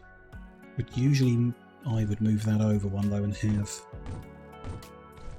a bit of belt feeding in there. Yeah, that's what I'd normally do. Let's do that. It's wrong. Try again. There and there. Sure. Change that over for that. Yeah, sure. It's not, I don't know. It is what it is. Fine. The wiring. I mean, I'm moving this again, but in theory. That's a problem. That joins the signal from the other side. Just want to see what that does. Plug that in. Because that's a truthy signal, so the not going to do anything to it. Well, it's just going to get confused. And end up with a null. Yeah, so we can't have that wire there. Options are we can stagger the 3 of these, or we go another one over. I don't really want to go another one over. That's wider than I'd like this to be. It's already wider than I'd like it to be, but there we go. So staggering them would be best. Let's move that with the rotator forward or backward. Backward 1, backward 2. Yeah, that works all right. To there, and then on the wiring layer, realign them. That works for me. Pretty good. I like that. Cool. Okay, getting somewhere with that. Need to move that machine to where it's actually going to live now. Which is 2 to the left of there. And then there's 3 more of them, but the rotations are different. So you need to get them right again. I think just move everything to the right one. So that's on the end, it now becomes the first, and then the second, then the third. That's the one before that. That's the one before that. And then a bit of belt goes in the other one. Should be okay. That's replacing all of that. And what's here, I guess we're not really using. Let me pull it away. Guess we're going to have this going. Who's that? Sierra. Hello. Welcome in. Nice to see you again. Hope you're having a good day. How's the day been? Not bad. Good day. I spent all of this morning wrapping up the achievements in the Rift Breaker. We finished streaming it yesterday. I had about a dozen achievements, random completionist things. So I've got them all done this morning. Actually, it's about half an hour before the stream started. I got the last one ticked off, so that feels nice. Get a game complete. I know there's some gameplay left to it that I could do, but I don't think I will. I think I'm kind of done with it now. So, you know, as far as the backlog goes, we can get rid of that one. So that's pretty cool. And now I'm just letting my brain run wild in Shapez. I wasn't planning on working on this kind of machinery, but I've gotten carried away and I'm kind of finding it very interesting. See, that's not necessarily the best source of that shape though. Bear with. We bring these belts into an array like we should. Shapez is like that sometimes, yeah. It's good. I don't know if you've seen the where we make our upgrade shapes now. It's a bit overkill. I kind of feel like we didn't need to do it like this. I could have saved a bit of space, but you know, there it is. It makes shapes for upgrades, and we can just kind of leave it over that side of the base and pretend I didn't make such a mess. That was very fun. The entry point into the hub here is not quite right. The wiring or signalling of it needs changing a little, because I'm not entirely happy, but it works manually at the moment. We can flick switches and change things around. Like if I've got enough blueprint shapes, I can flick a switch and we'll get more upgrade shapes instead, and I can flick it back. And that's good enough for now. So I'm not unhappy with that, but we'll work on that again in the future. And now I was just working my way manually through the first of the free play random ones. What are we on? 35 level? And I was just manually doing every level, which was fine. It's interesting enough, but it's a bit repetitive. And my brain just started getting attached to, well, what if we were making a make anything machine? How would we do that? How would different bits work? And then my brain got carried away and we just started making one. Or at least, you know, the start of one, in order to work on some theory of it and see if bits work or don't work. And that's what we're doing now. This is the beginning of a make anything machine, I guess. Possibly, hopefully. What is infinite can't take up too much space? That's a good point. Yeah. I just feel it's nicer when things are like compact and neat and square and stuff like that. So, you know, this whole thing's just a bit unwieldy. It's because it makes all three shapes together. I think if we did the three shapes separately but next to each other, I think it would take up less space. But you know, maybe not. Maybe it wouldn't. It's not awful. That's a different world. Yeah, it's interesting though. Kind of fun. See how it goes. My hub. What's wrong with my hub? There's nothing wrong with my hub. It's working just fine as it is. And then here... that's already wrong. That doesn't work. Because I've got, what is it, 8 lines of red? But I need to cross over them. You can't do that if they're at a corner. So unless we input up to here in a different mix, we're going to need to come from the right a bit. Or the left. Left would work. Because there's only 4 of these. That'll work fine. Let's see if we can work around this. Interesting. Some weird conveyor infrastructure. It's logical. It works. How would you do your hub then? What's wrong with mine?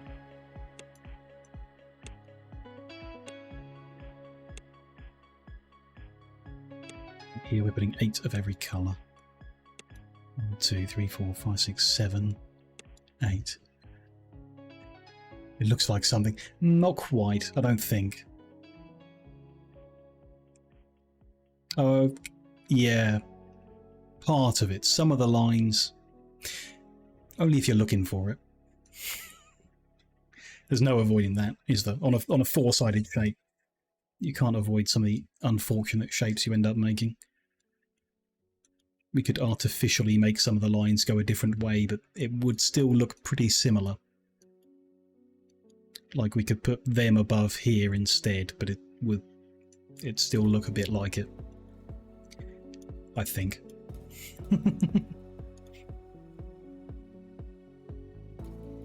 From afar it looks better. Yeah, maybe. And when you're closer up.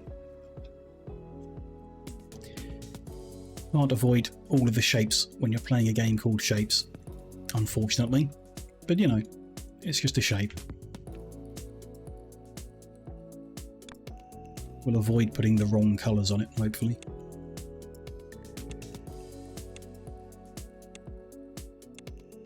Two, three, 4, 5, 6. I could copy paste this.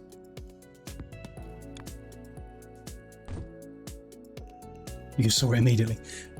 Yeah. But I mean, I'm not going to rearrange it just to avoid it.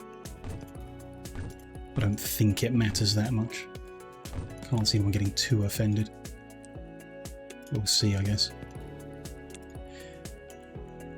Some navy building in America did it worse. There's a... yeah.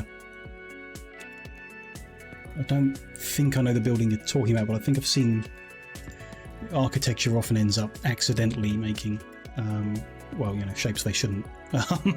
Shapes they didn't intend to make.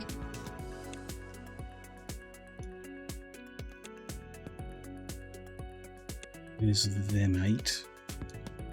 Next lot. Not there. Do the undergrounds first. That's to go into the white. That's to go into the purple, maybe? No, yellow? Whatever it is.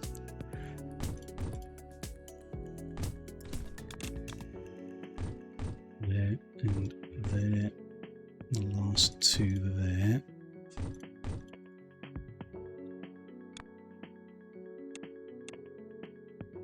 And stray bits there, actually. I'm missing. There will be some going under there, ultimately. So I'll do those bits now as well.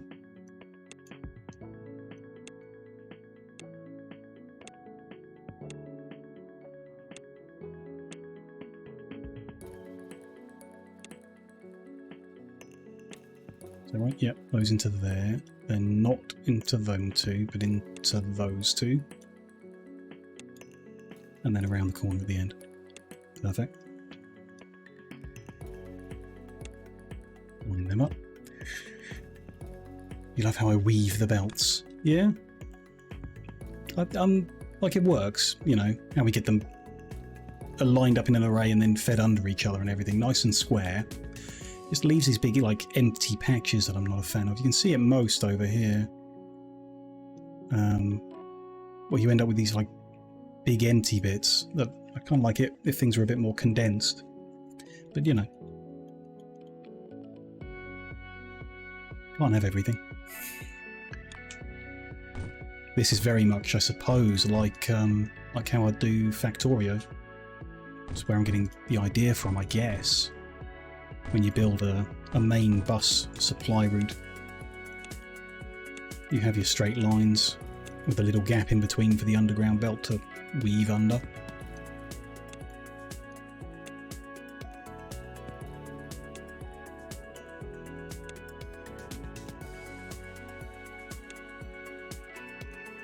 Leave that there, and the last 2 around the corner. Okay, so in theory, that's where the inputs would live for this one. So what we want is for all these to straighten up a bit.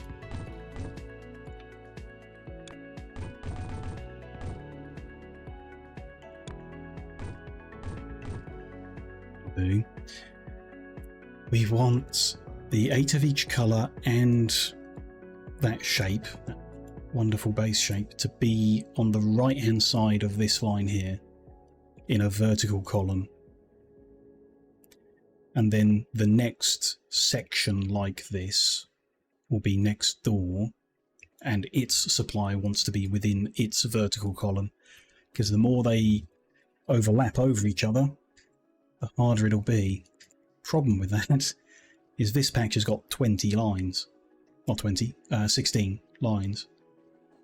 So it's a bit of a waste to only pull 4 from it. I guess if we have that shape over here, we'll use it over here. And if we don't, then we just find a way of, you know, weaving 4 of these over here and moving everything between them and everything like that, I guess. So have a quick look going down a bit and see if we have it left of, right of that line. Which, who knows? Could be close. I mean, it will. It's an infinite world, so it will exist somewhere in this vertical column, but I don't want to go forever when we're just trying to find it close to it. A lot of shapes made of 3 of them, but not all 4. There's one. 1, 2, 3, 4. Yes, but I don't think we'll get 4 lines out of this. 1, 2. Okay, we will. A little bit messy, but it's 4 lines. Not ideal. If there was another option, I might go for it. I'm very tempted to just use that one because it's there, but still. Here's the edge. Is there a better one that isn't kind of half swallowed by the blue next to it?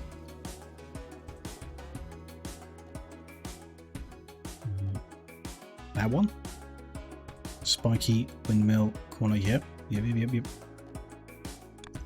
That's much nicer.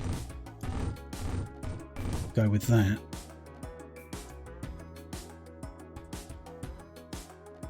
So the last one of them is going over and up.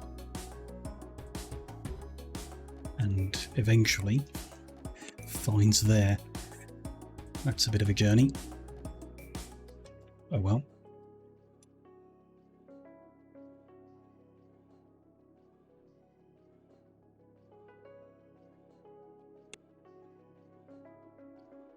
Two more like that. Can I just copy paste? No, not easily. Do that.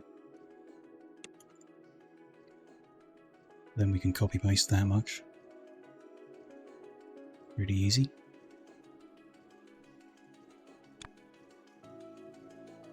Making a mess in the progress, but never mind. And there. Just get rid of those 2 odd bits.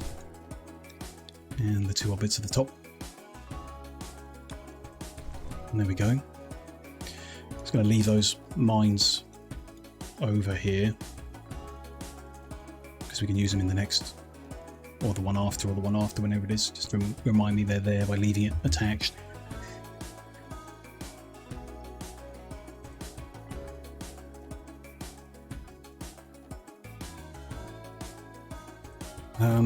And then colours, which actually 8 of each isn't that much. This is blue. Can I get 8 blue out of this? Not quite, not neatly, you know, how I like it. Maybe out of that, it's not ideal. Come all the way down here for them, I guess. Just want to be left of that edge. So if we do the blue there, might be crossing the green over from here. Use this blue is obviously enough. Green, red, red. Ideally would be above here, just to fit everything neatly. So yeah, we're probably going to end up mixing them over, crossing them over each other. Red, blue, so just, yeah, whatever works. Whatever's going to fit 8 lines in a neat way. If they're all facing that way, that would be great. So we could do the green here. That's a bit too close, I think. It's a bit too small. Maybe it's not that simple. We'll do the blue here. 4 and 4.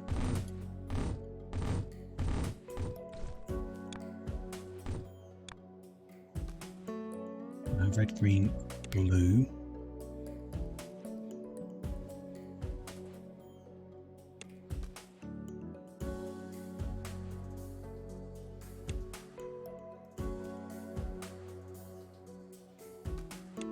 To there, if we did 4 forward and then Copy that.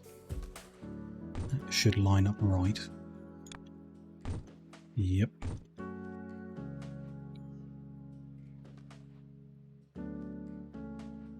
Then let's start burning through the blueprint pieces again, building this. Oops.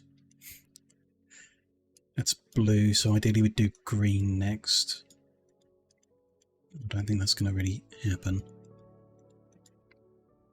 Get 4 from there, don't really want to do that. Definitely get 4 from there. Can I get 8 from here?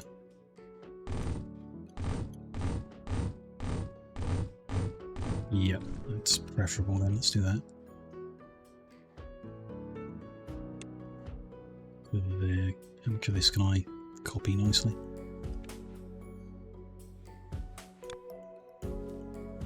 Just about okay.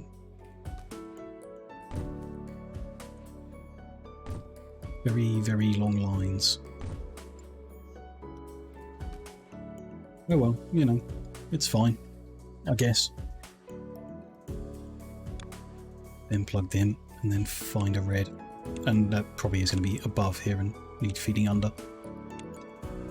We'll live. That one maybe? That one? Get 4 from there. 4 from elsewhere. We can't get 8 altogether.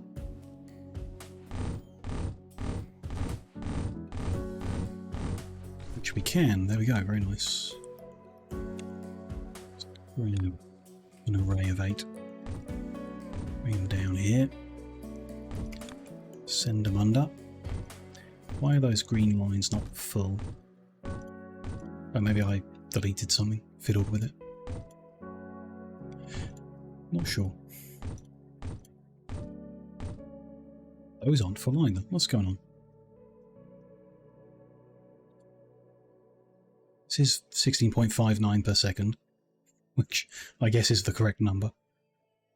Although, we've saved up enough rocket parts, haven't we? Yep. There we go. We need 160 rocket parts for the next level. 160,000 rocket parts for the next level. So they're all outputting 16.79 per second. Shouldn't be any gaps on the belt. Don't know what happened there.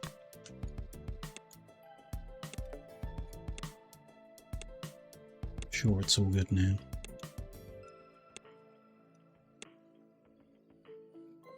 Copy all of this.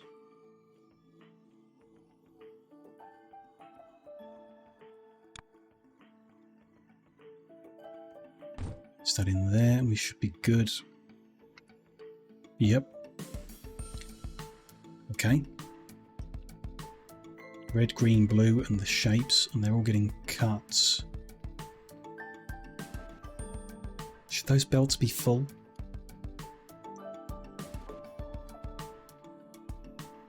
I mean, they should not be stopped, that's one thing. So there's something wrong there. I didn't paste over the wire layer. It's still over here. That will be part of the issue. Fix that in a second.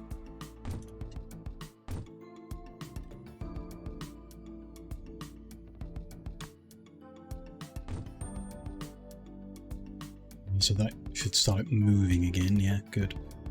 Oh, and the one down the bottom is empty, but when you combine all 4 together it's full, so yeah, that is fine. I think that's fine.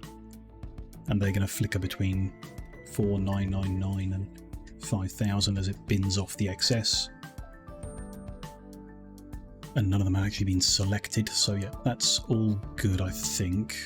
These are mixing away at full speed and filling their ridiculous buffers in, but there we go. That needs configuring and wiring and whatever. But, you know, that's essentially what we want. 4 times per factory. 12 factories. So we're going to finish somewhere over here, I guess, in the end. 1 factory would be a good start, though. Also, We're designing one that works on 4 layers, but it's a while before we unlock the need for 4-layer shapes. So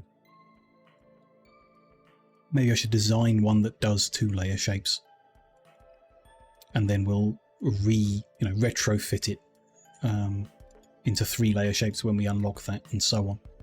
Possibly. We'll see how it goes. The next stage here is to select the piece down here, right? Which we have done. All we're going to do is release these, so we just need to combine these lines in. That's all we need to do here. Where these end up is going to be a bit interesting. Let's say that just carries on straight. So our combining is going to run immediately in front of it, sure.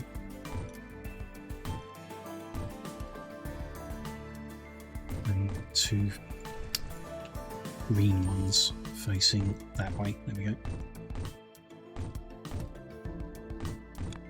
Feed that in. And that. Forward and join. I might not want to do that yet. We'll see. Depends on where the next machines are going to go. We might want to leave a gap.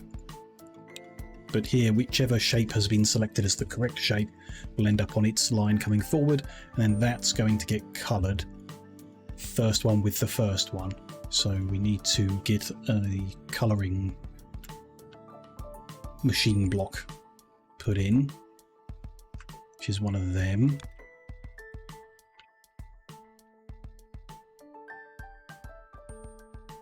We might want to redesign it. The colour has to be on the left input, which is annoying because the colours are on the right hand side, and I don't particularly want to flip them around, or it doesn't matter, I suppose. We've started this way, so we're going to do it this way. That would be there, that's fine. 2 away, so there, and we'll feed the colour in differently somehow. It's a good spot. Let's do that. And then, yeah, I want to feed the colour in maybe from the other direction. Possibly. It's coming from over here, and these, I guess, are just going to be here. All in a row, so these want to come down and under and something. I'm not sure about that.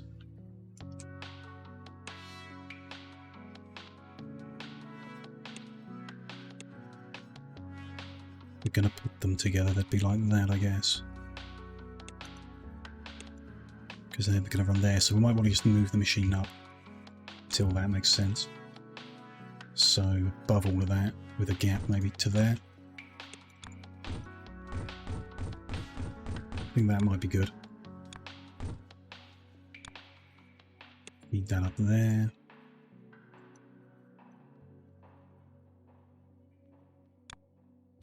Their alignment, yeah, is going to be different, isn't it? We stick that on the end of each of them so I know where they're going. And then grab all that. So it leaves a bit of an empty gap because of where that output goes to get lined up over there, and then them. That's good though, it's fine. Doesn't look like enough colours coming in though. That doesn't look like half a belt, does it? I'm missing something here? Yes. I've pasted something stupid in somehow. What have I done here? Something's gone wrong with that. Don't know how or when it went wrong. That shouldn't be there, that should be there. No. No, something's very wrong there. I need to move all that one to the left. I think. Confused at what's gone wrong here. Let's take a fresh look.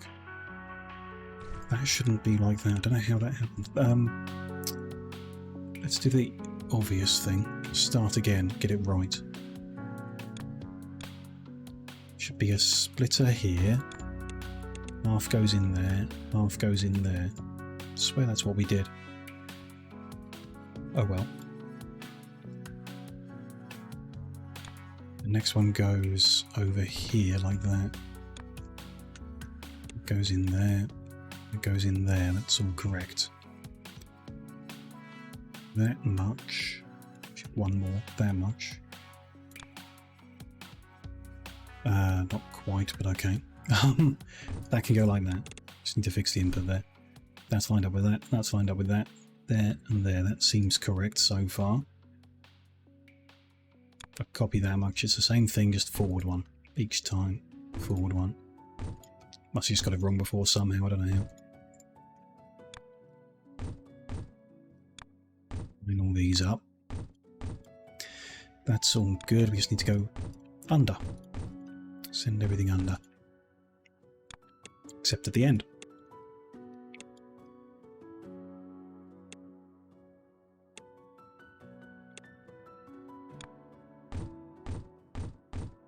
I did do a bunch of copy pasting of these, didn't I? Maybe that's why it went wrong. Let's be more careful this time. Just double check it before I paste it in. Is this? It's not the same all along. That's where I'm wrong. I pasted this all along, but it's different. I at least know what I did wrong now. We can not do that again. So have to do each one manually, which is best if that means it gets done right.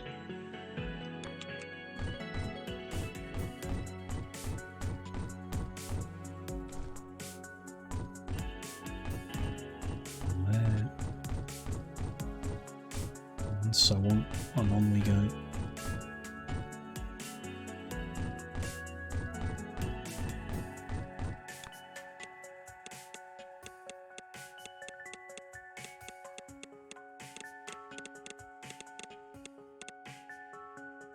Last array here.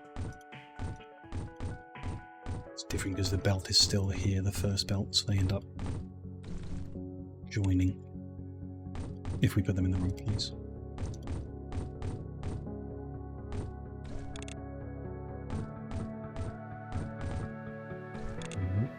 I'm very good at this, aren't I?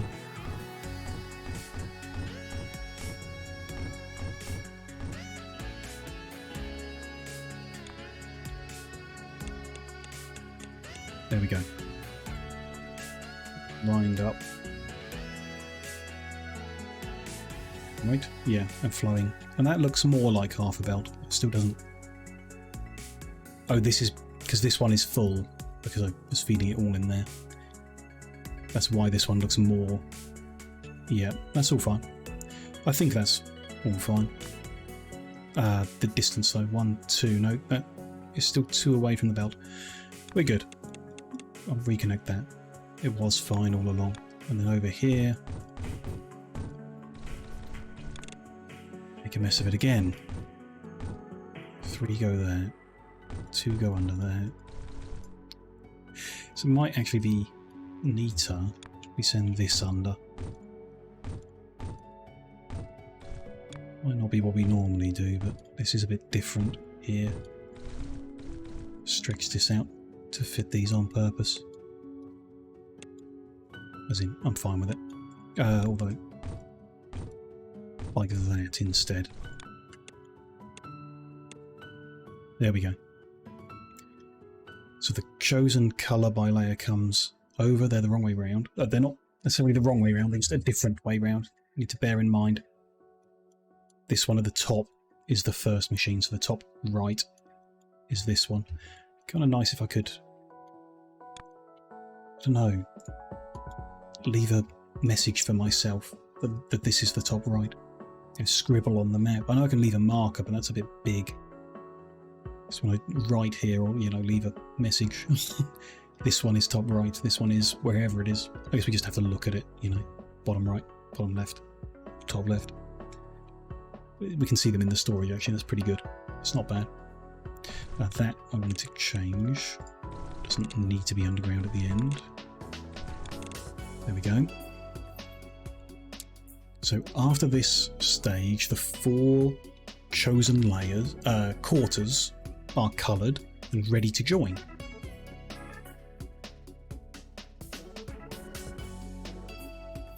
So we can join them in any order. I'll tell you what you do need though. There's a brainwave and a half that's just come through. What if they're uncoloured? We fed in the 7 different colour options, but there's a chance that they're not coloured at all. So we need to bring this under, rejoin it, and then there's, if it's uncoloured, so feed it into this line, I guess, actually, is what you want to do. You want to feed it into there. Like that. But you only want it to go through there if it is uncoloured. If it's coloured, it's getting coloured. If it's not coloured, they'll back up because there's no colour going into these machines, which will cause it all to flow out the end and go through. So we can get uncoloured this way, but at the moment we're going to get a mix of coloured and uncoloured. Unless the throughput is spot on, which I don't think the game's ever spot on. So we need to control that. It needs to be part of the colour selection. If it's saying uncoloured, all of these will be no's, but the signal will need to come over here, be brought over here to a filter, which we can put there. That's good enough. And it feeds in a, yeah, that's good enough. It's fine, and they'll back up. Oh, perfect, just like that. I think. A lot of the theory is coming together well in my head. I'm not sure I'm getting this right. It might not be a right. There's probably many ways of doing this, but I'm not sure if this is going to work at all when we come to wiring it up. So far, it's making sense in my head, so that's a good thing. It could be more compact if we brought the colours together and moved everything right a bit, but I guess we're within that kind of vertical slice. That's all that really matters. So now, yeah, we've got 4 outputs and we need to combine them. I have another clever thought in my head that we'll look at in a second. So we can use potentially a 4-line combine. Might need to make something new here. The clever thought is, what if it's, at the moment it gives us full layers, it has to, but in a couple of levels it'll start giving us, you know, top left is empty.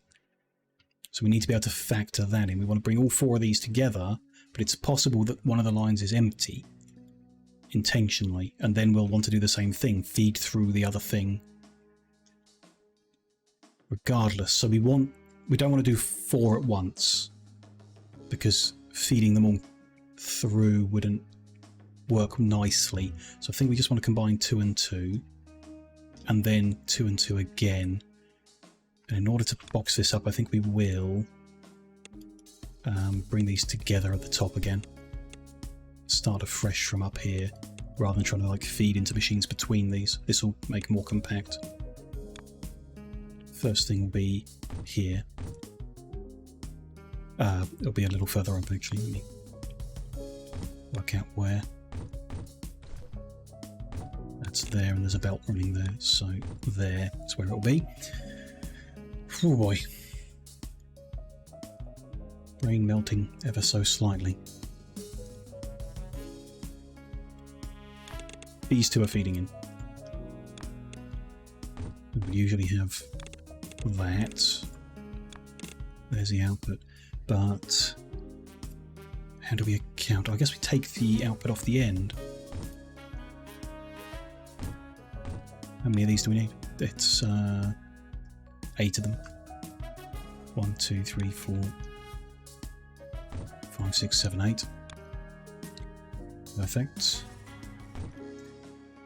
Quite perfect. Missed that bit off.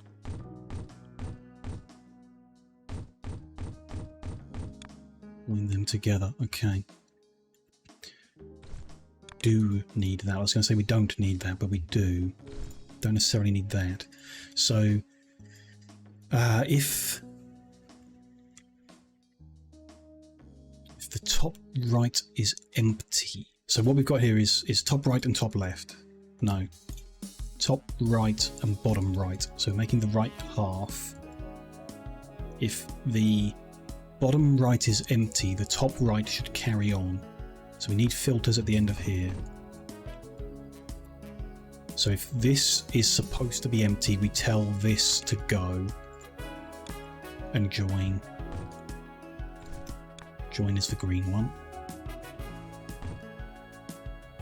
Join there. Likewise, if this is supposed to be empty, we tell that one to carry on. So then it'll back up in the stackers because they don't get the other bit fed in. And push everything through that line at the top. And this line will have the output that's either the combined pieces, and if we get the wiring correct, the blank pieces will come out of them. I'm pretty confident on that we can use those two filters at the end to control this. So we just need to do these here, and then I mean, that doesn't take up much space at all. I don't know if we wanted to do that different, actually. There's a big empty gap here that I don't like. Kind of like to rearrange the belts a bit so it was used.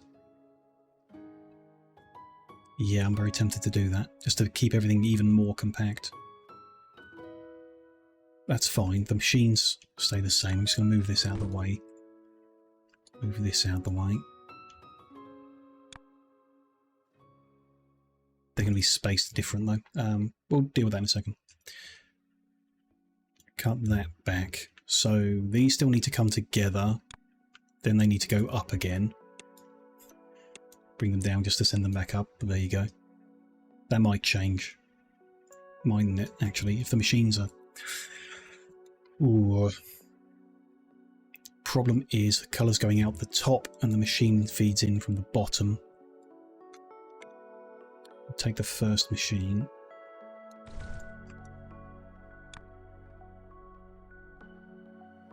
If we line the colour up, it's going to be there. And then the next one's going to be all the way over here. Oh no, it'll be in there, which leaves a big gap. And the next one will be over there. So it doesn't really matter. We could flip some things around, but it still wouldn't really be close enough. We'd end up with big gaps heading up here this time. So, best that we do that. Bring them down here, send them up again. It works well for me. I'm going to bring these over. In an array next to them.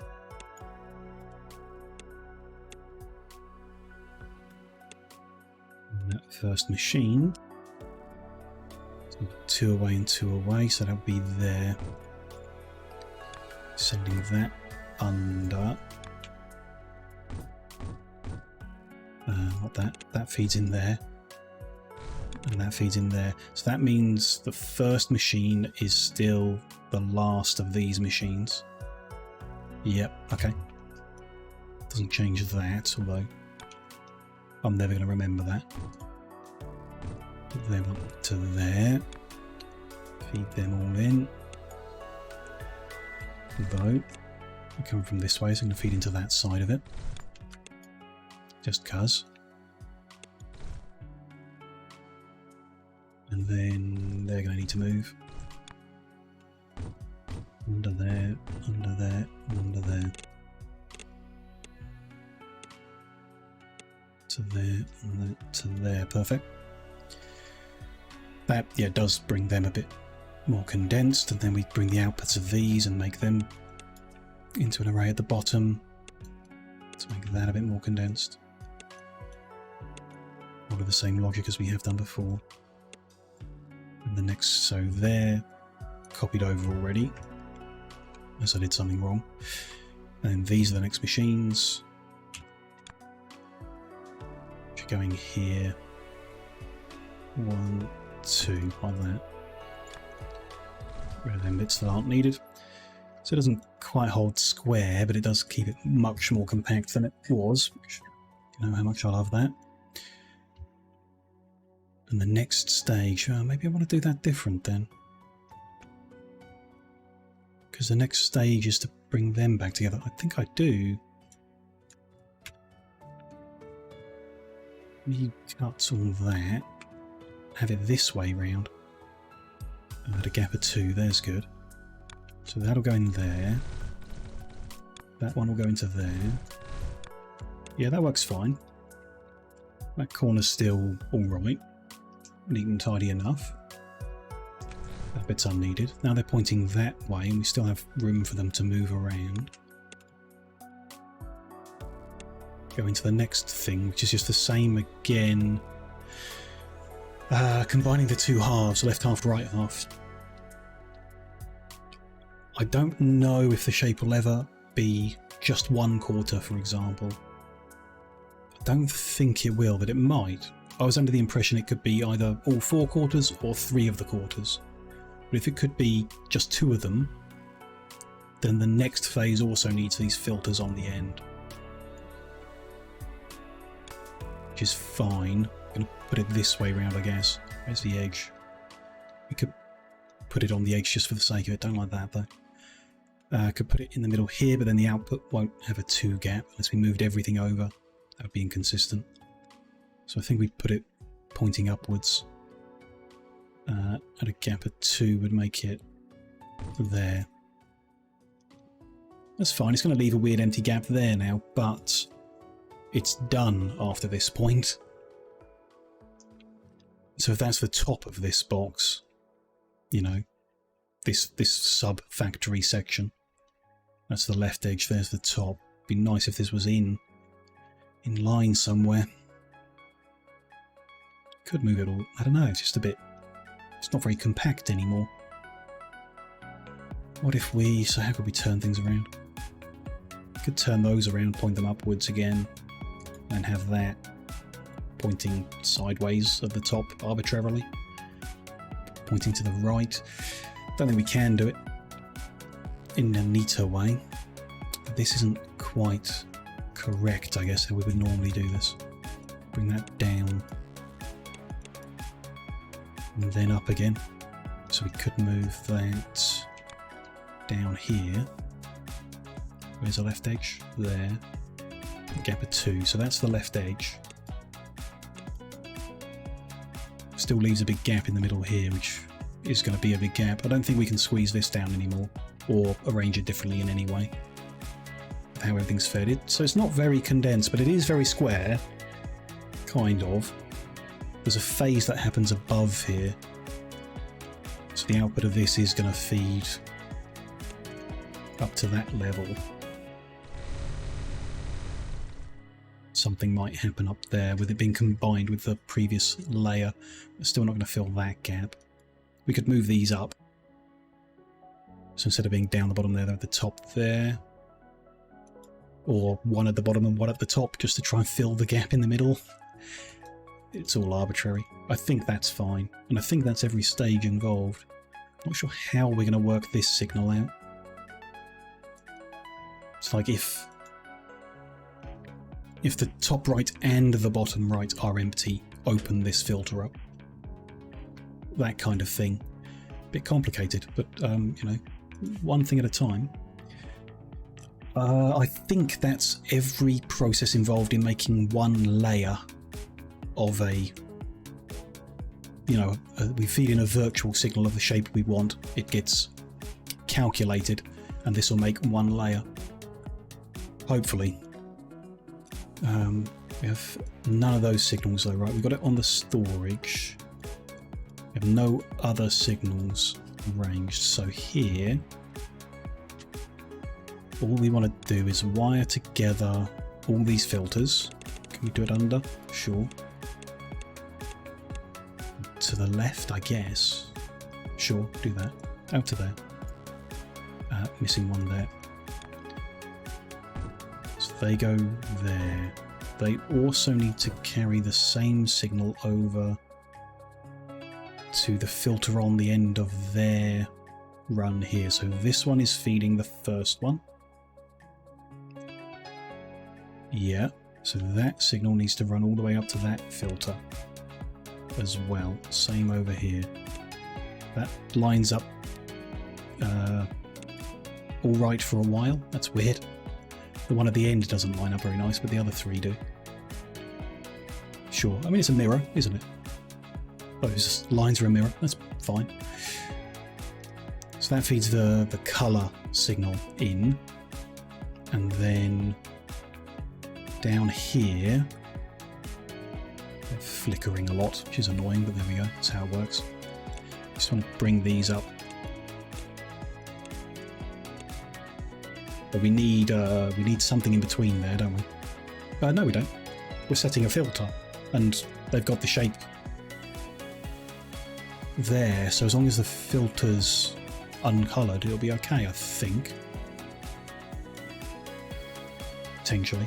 Can I grab that without grabbing what's below it? No, but they line up anyway, so if I overlap, we're fine. There we go. So that's the shape signal for each. We might want to move them up or something. Potentially 1, 2, 3, 4. Run that one at that level on the grid. Seems fine. And then all the way down there. Pretty simple stuff so far in my head. Obviously I haven't made it work yet, but the signalling isn't as complicated as I was expecting. It's the stuff we have done in Factorio in the past has been a lot more complicated than this. But you know, I might just be wrong. Colour goes there, shape goes there, but the shape also needs to be carried up to various signals up here. So if this shape is blank, all of these are going to be nil, not opening, and this line goes up to here and is on that side, so it's the top line there. So if the first one is blank, we need to open this filter, not its filter, but the other one in the combination. So this, and this is where the wiring's going to get ugly. We need to cross here and not join. That needs to feed to there. The next one is the other part of that, sure. So its signal needs to cross over and go up into that filter. Then we need to do the same with these two. They need to do the alternate ones. So that line is the top one. The next one is the top one. Therefore, its wire runs into the bottom filter. And the last one, its wire runs into the top filter. There we go. That's all the wiring how I think it should be. We then need, so these two that feed on the left hand side need to open the filter on the right if they are both blank. Which I don't really know what that looks like, but it's almost certainly going to have an AND gate of some kind with these two signals on. So I'm going to put that here, I guess. That's where both of the signals are. Put it up there, now down here somewhere. And the same with them, so why not be consistent with it? Put it on the bottom edge there. Join them up, extend them onto there. And emits a 1 if both inputs are truthy. If both inputs are truthy. We want if either input is truthy. That's also wrong then. Sorry. This is going to set the filter according to the signal it gets, and we want the opposite. We want if there is no signal, open this up. So we actually want some NOT gates here and here, which messes this up a lot, because that's the wrong side of it and that's not. So let's change that. We want the NOT gates somewhere consistent. Let's go here. Fine. And then the AND here emits a 1 if both are truthy. And they're inverting, so it's going to emit a 1 if both, and that's not what we want. We want either. So we want OR. We want XOR. No. We want OR. if the top one is... So if either of these have a good signal... No, other way round. No, that's the right way round, right? This emits a 1. Because these are all blank, it's currently emitting a 1. If it's emitting a 1...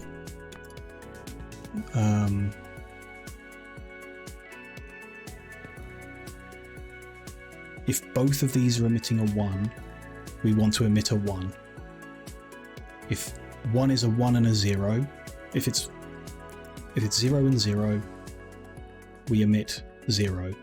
If it's 0 and 1, we emit 0. If it's 1 and 1, we emit 1. That's an AND, but not an AND.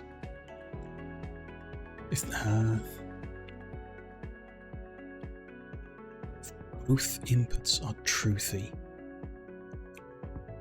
I'm getting myself very confused, and I think I should take a minute to think about that. It's 2.5 hours in and I haven't taken a break yet, so why don't we give my brain a little rest and we'll revisit what kind of gate we need here to get the correct signal passed up to the final stage in about 5 minutes after I've stretched the legs, topped the drink up and all the usual bits and pieces. I'm having a lot of fun. This isn't what I thought we'd be working on today. I thought we'd just blast through all the shapes, but actually this is very interesting, and hopefully after we've built it there's still some fun to be had in the game. That's what I'm kind of worried about, that once it's built it's done. We'll see how it goes. I guess, you know, I'm doing it now so can't avoid it. But hey, we'll spend the rest of today, a few more hours, trying to get this working. Then we'll copy and paste it and get the inputs fed in for a second layer and be able to make our 2-layer shapes, check if the machine works. Then when we unlock the 3rd layer, we can work out how that changes things. But so far, very interesting and not yet as complicated as I thought, so confident we can get it working today. I'll see you in 5 minutes.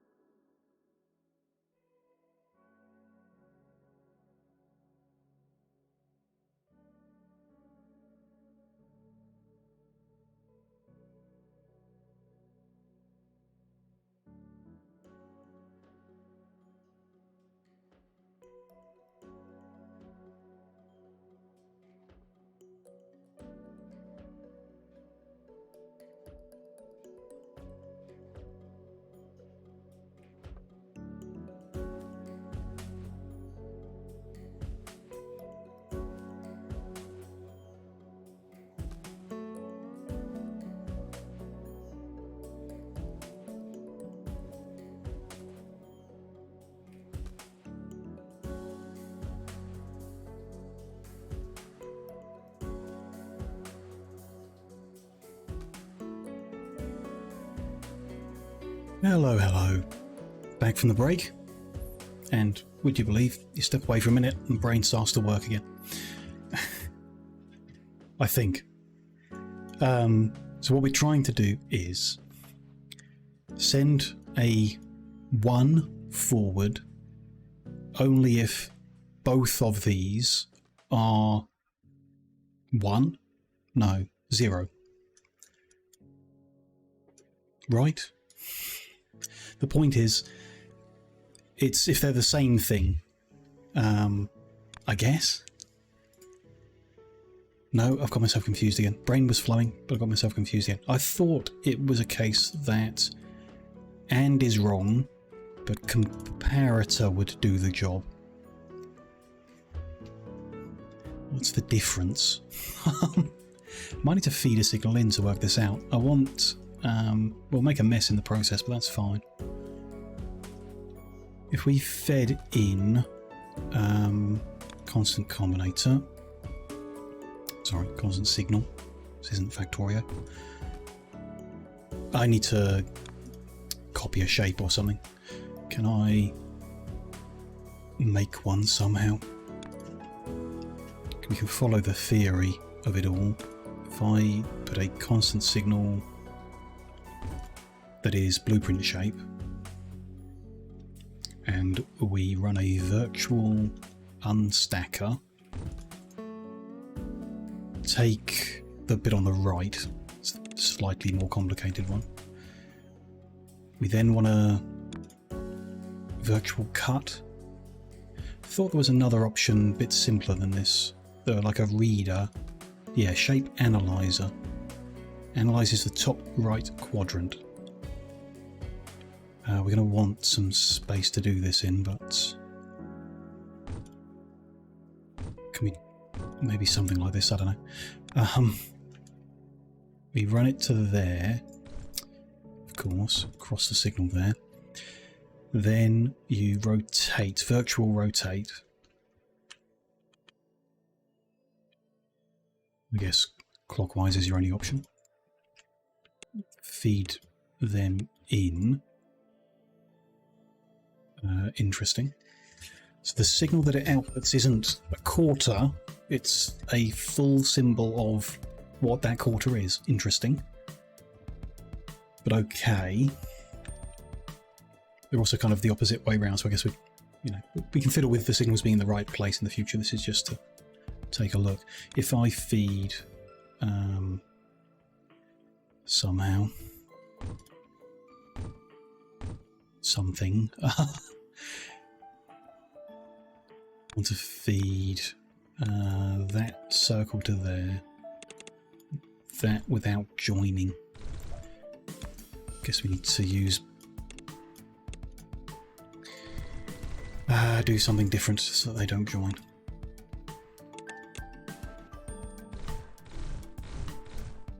And that one to there, that one to there.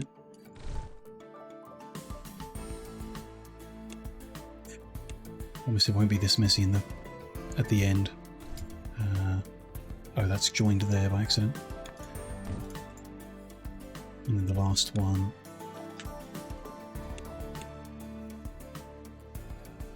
I have joined with that somehow. Okay. Tell you what. That lot you can make blue.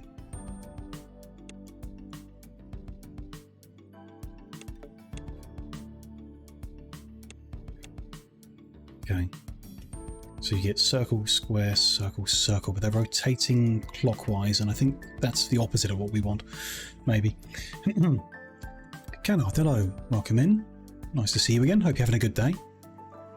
Is there a shape in the wire? What kind of shape? Complete or single corner element? Well, it's complete shape, which is not what I was expecting. So we're sending plectrum shape around, and then we're analysing the top right, and I was expecting it to give us the signal of the top right corner, but it doesn't. It just gives us the full shape. It's not as helpful, well, not exactly what I wanted, and it doesn't match with here. So The analyzer might not be the best way of doing this, actually. Let's start again without the analyzer. Because I think it would be better by just cutting. Virtual cutting.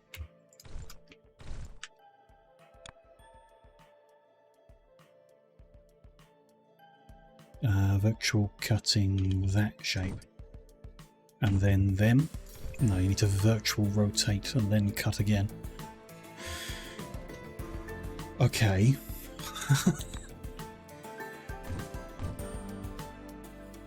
But fine. That gives us... we need to rotate them again. Because they need to match. But I also want to strip the colour out. I think I need to strip the colour out.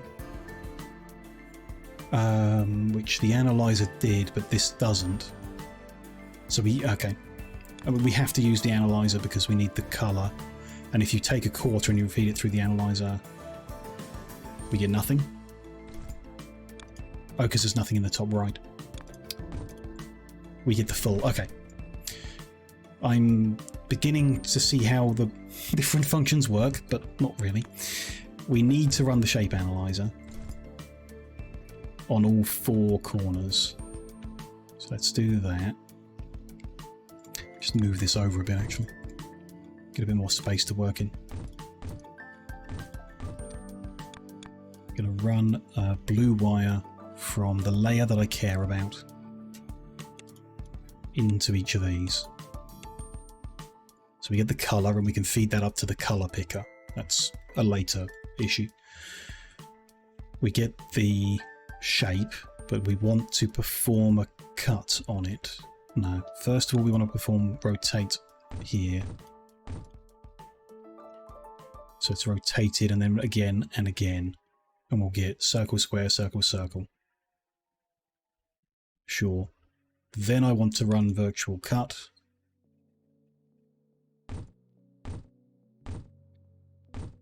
Then virtual rotate. Virtual cut again. And I get the quarter signal that we're after. Good.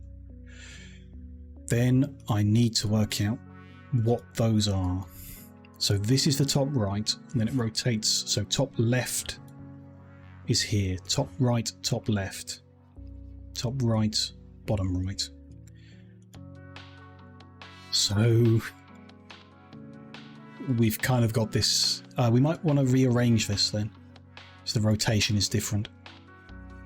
But that's like a later issue. The main deal is that one's going there. The next one is going all the way to the top. And I'm feeding in the top right signal. So it's the left-hand signal of each of these. This one is going to here. This one is going to here. This one is then what was the bottom left. So it's that one. Need to cross over, send that one in, but they're going to touch. They're going to touch whatever I do.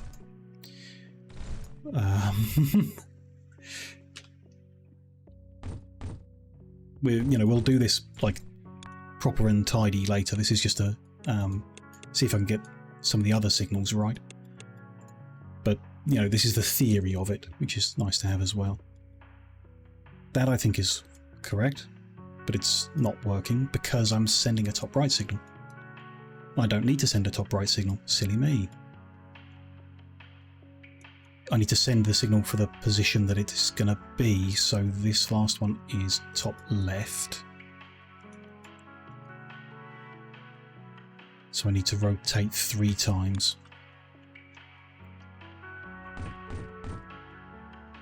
This one is bottom left. So that's 2 times. And this is once. Okay, now 4 different shapes are flowing.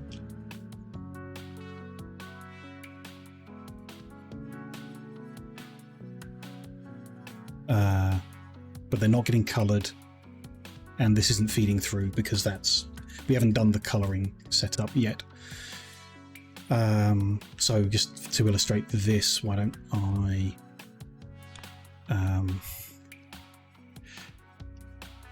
don't want to put a 1 signal in, do I? I need to just disconnect these for a second and feed in a constant 1 just to get them moving.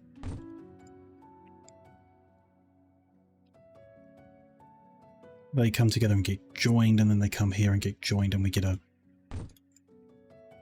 finished full shape that is correct. What I've asked for is an uncoloured plectrum in that orientation, so that the theory of that wiring is fine other than the colour isn't right. What I want to get right is, what if the signal we're feeding in says that we don't need this one? So in that case, what would we get? I can't really check that. I want to know what the shape analyzer gives if it's empty. It gives a 0, I assume. Is there any way I can check that? I need to get a shape. This one will do. That'll do. Copy that key. Give me a constant. I don't need the analyzer. I need... Oh, the analyzer's fine, yeah. I want to rotate it once and then analyze it. And we get a null and a null. Null, so we get a there is no truthy signal. What happens if you invert a non-truthy signal?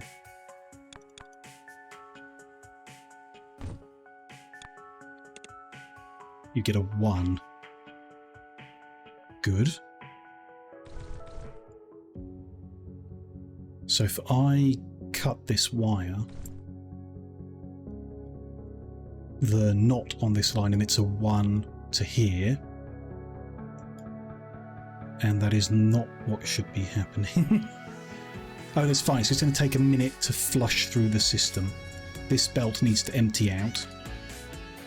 This system needs to empty out, and then after they've flushed off the belt up to there we go, that last machine stops. There we go. So there's a bit in the middle there when you change the signal where everything's a complete mess and incorrect, and we'll get a bunch of stupid shapes. But we're saying we need 2 bits a circle and a square, and at this point we get 2 bits a circle and a square. Good, that works. What I now need is to cut the square, which is, I don't know, this signal. Okay, cut that one. That'll cause the square to stop.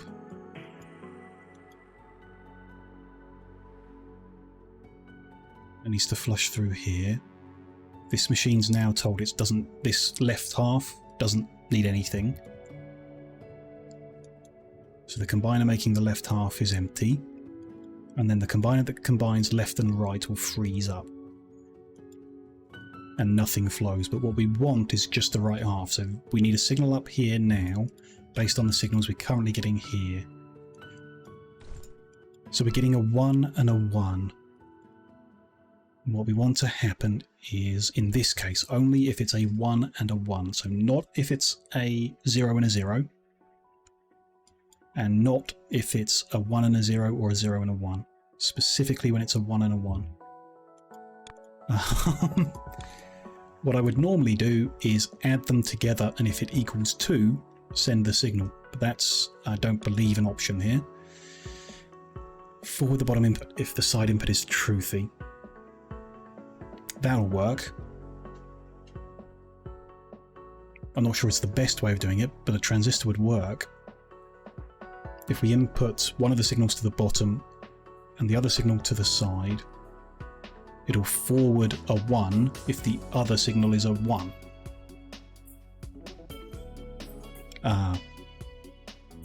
Right, yeah, that'll work. We put that there and that there, we get a 1. And if we re-enable a signal there, then we get a null. And if we re-enable both signals, sorry, that one and that one, then we get a null. So it works. Not sure it's the right way. Or the best way. We just cut them while we work on this a bit more. I mean, if it works, it works. A comparator's no good because if they're both 0, it'll forward a 1. Don't want that. An AND gate does work. It's 1 if both are truthy. So because we've got the NOT gate there, it creates a not truthy signal. Because there is, like, below here is a truthy signal, it's a shape. But we then get rid of the shape, so AND gate would work. That's what we had initially. And it would work because it only emits if both are truthy. Yeah, and I kind of prefer that to the transistor. It just makes more sense. For some reason, it makes more sense to me. So where are we going to put them? Does it matter? Just need to get both signals, and yeah, let's do what we were doing before. Pretty sure an AND gate will work. The one there and there. Yeah, this is outputting a 1, as it should be. That's outputting a 0, and if I reconnect one of them, that becomes a 0, and if I reconnect both of them, it becomes a 0 still. Good. Fine. I then need to take this. We're going to have to use blue wire. They need to go to their alternate sides. So up to there.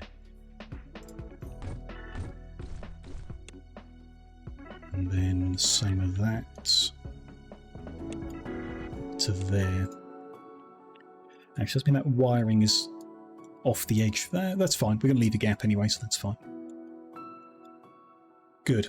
And that means just the right half with nothing on the left continues to flow as it should. I think that's all correct. So that's all I needed to know, is that it's an AND signal.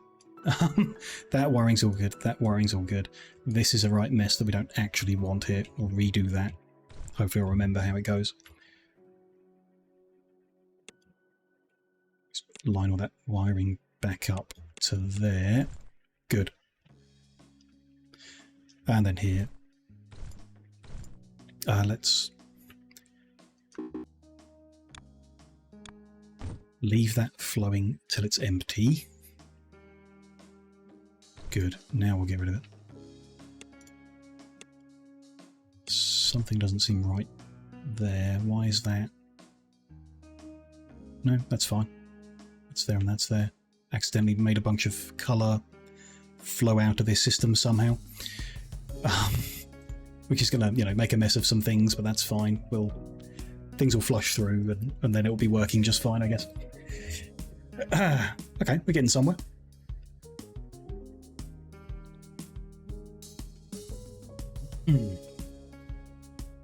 What's next? Wiring the colour in, maybe? Probably. Try and work out how that should be.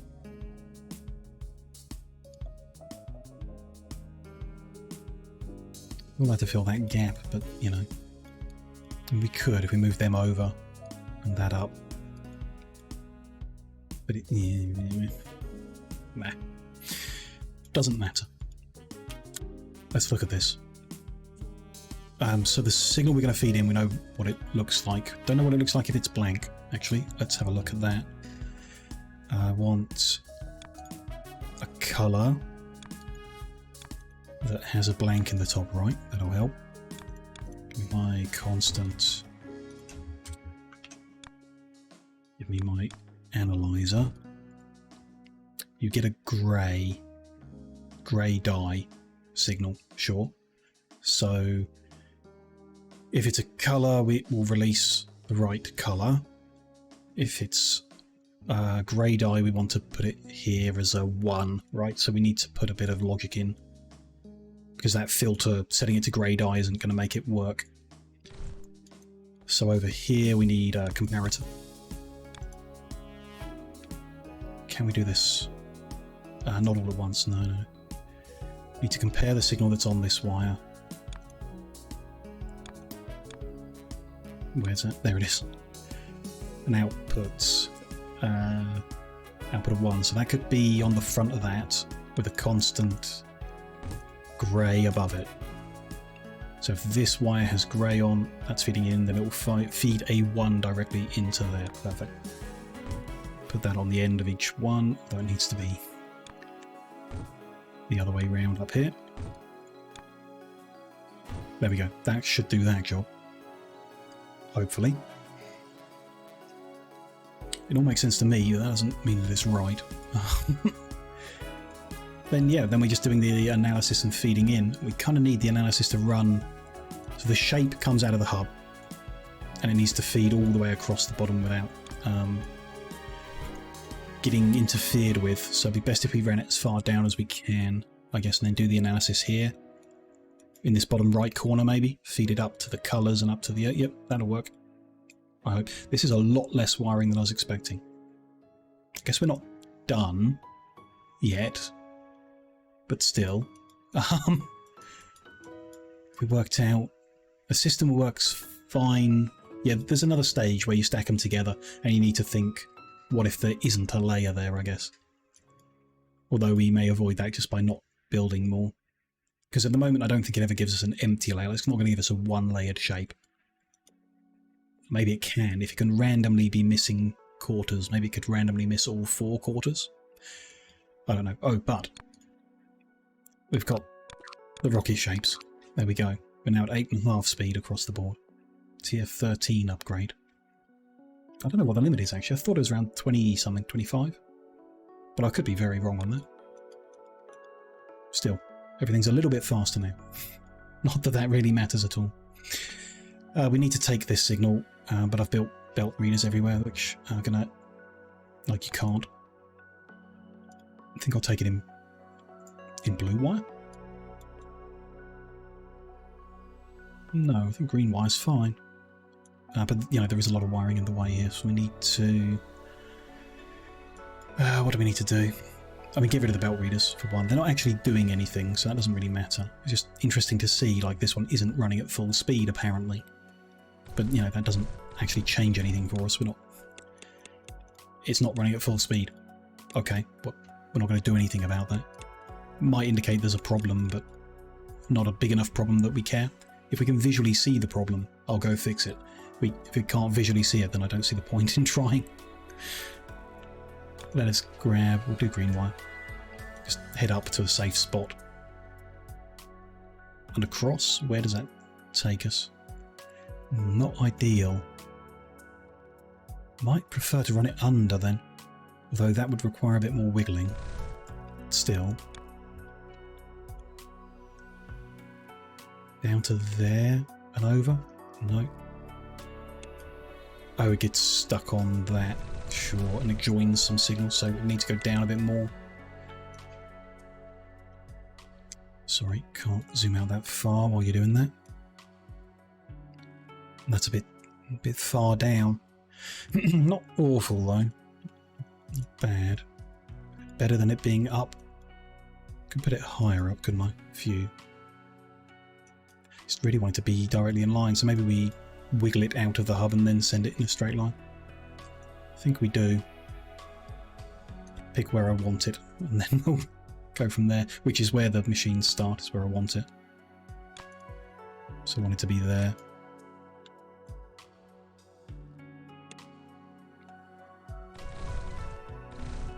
So I'll send it straight up, over the top, and down to join that. Yeah, that's fine. There is wiring here already that we need to move around, so no big deal.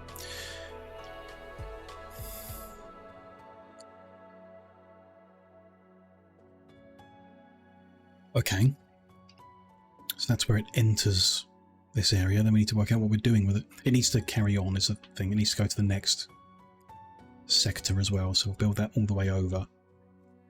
Then we take the signal and start working on it.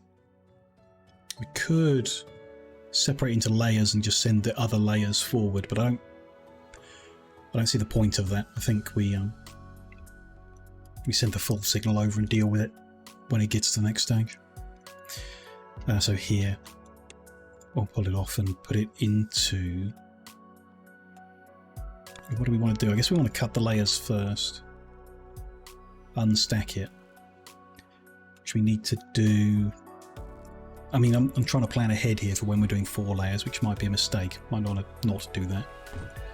At the moment, we can just do it once and take one of them, but in theory, you'd do it twice.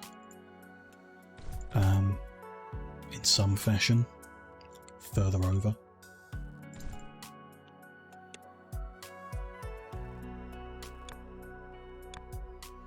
Use the which button switch soon enough. So there and there and then even then. There and there.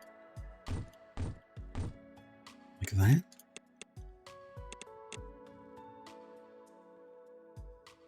No. No. One there. Then one there and there. That's all you need. And you get your 4 signals. The 4 different layers. Which, interesting. So that's not layer 1 and layer 2. Like that's layer 1 and layer 2 is empty. This is layer 3 and 4 maybe. It's interesting.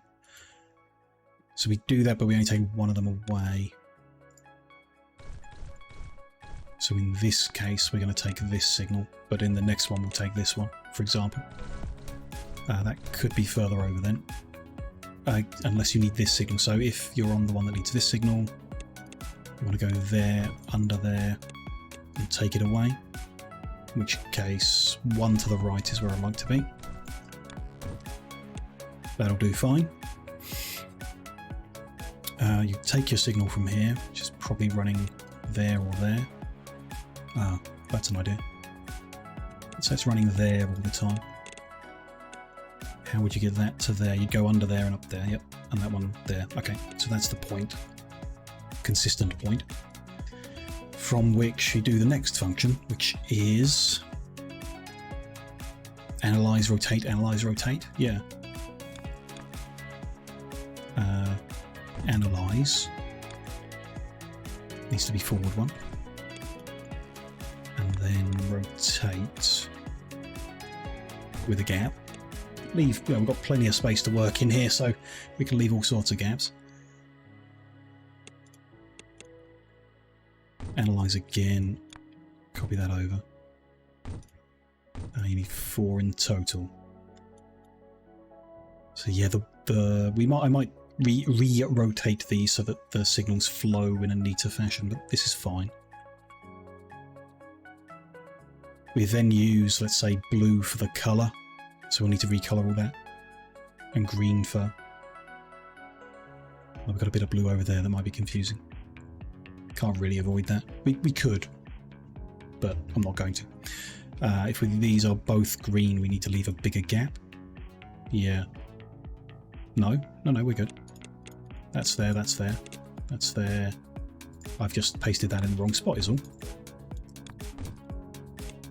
They should be like that, and then it's all good. Okay, so the nearest... It'd be nice if they're the other way around, but don't want to do them underneath to make that happen. That'd be too much crossing over. This is fine. The leftmost here, what is that? It's the one that's been rotated a bunch of times. So if we're looking at the top right, this is the bottom right. So what I want to do is manipulate that shape, start with a cut.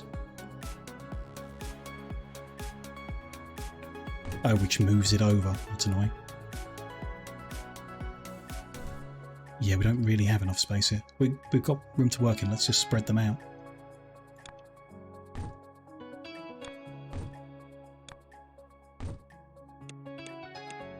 Does that leave? No, let's go again. That's what I wanted. I can't visualize that before doing it. Wasting all my blueprint shapes here, but we've got a million again. In fact, if we've got a million again, let's upgrade faster. Let's switch over. Don't think we need more than a million. Yeah, we do. because I'm going to copy this entire thing, aren't I? Which we'll just chug through and find out what that's going to cost me and then react accordingly. 70,000. A million is plenty for now. We'll switch it back over when we need to. I'd like to, you know, keep upgrading. We've got a long way to go, so going at max speed would be nice. Where were we? All the way down here. That's got a bit more space to work in now, so I'm going to spread them out as well. That's a bit close. We'll see. So we can spread out again if we need to. No big deal.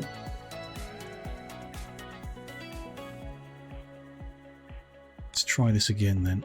Cut. We can ignore the right. Take the left. Okay, move that up one. Don't know. I mean, I could just use different coloured wires, but for some reason I like keeping to the same colour. I don't know why. I like to, so we can do it. We've got the space to do it, so we will. Just a bit weird, I think.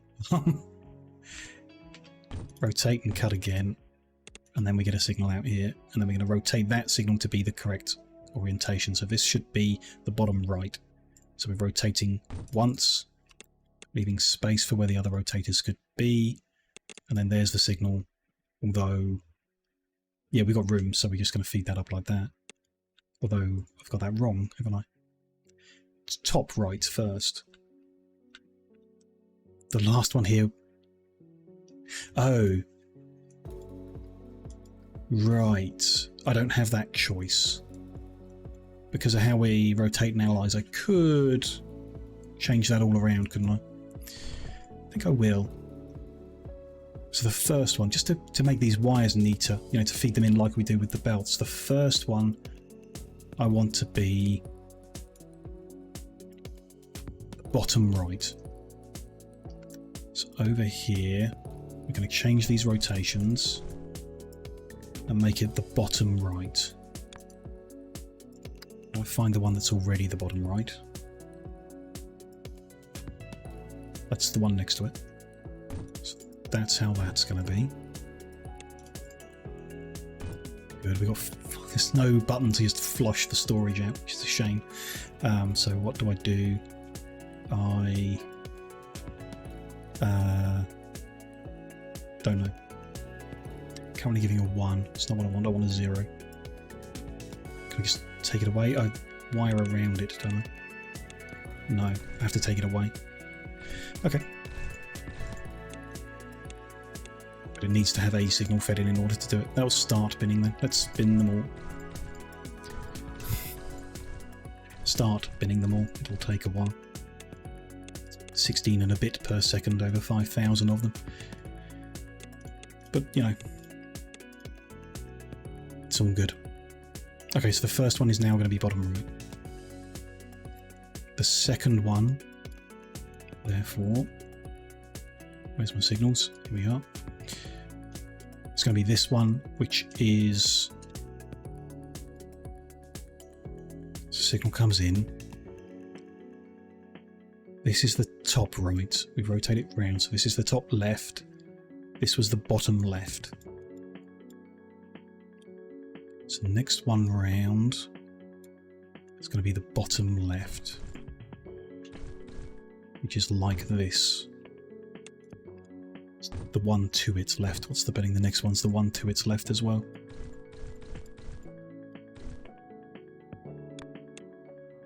Just do it and assume that we're now talking about the top left. Yeah, it must be. And the first one's the top right, which we've gotten rid of, so I don't know how that's supposed to go. This one is rotated clockwise. That's 180. That's counterclockwise, and that's top right. Yeah, okay. They don't appear to be flushing through. It still says 5,000. Because we're still feeding things in. Right. So do I need to stop everything? But I didn't think they could mix. Nothing's moving. What's going on? Feeding in a 0 signal, it should be binning it, right? It is. It is moving stuff along the belt. This one still says 5k, so that one's not moving things along the belt. What's the difference? That's outputting a 1, because it's full. Silly me.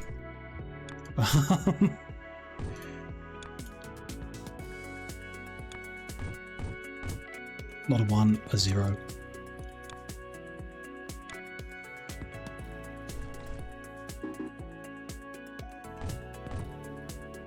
Silly, silly me. Redo them in a bit.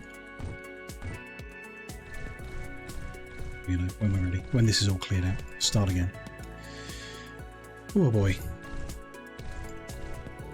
Good one for pushing your brain around, isn't it? At this stage of the game, at least. Trying to make this kind of machine, I guess. Which I'm glad we have done today, actually.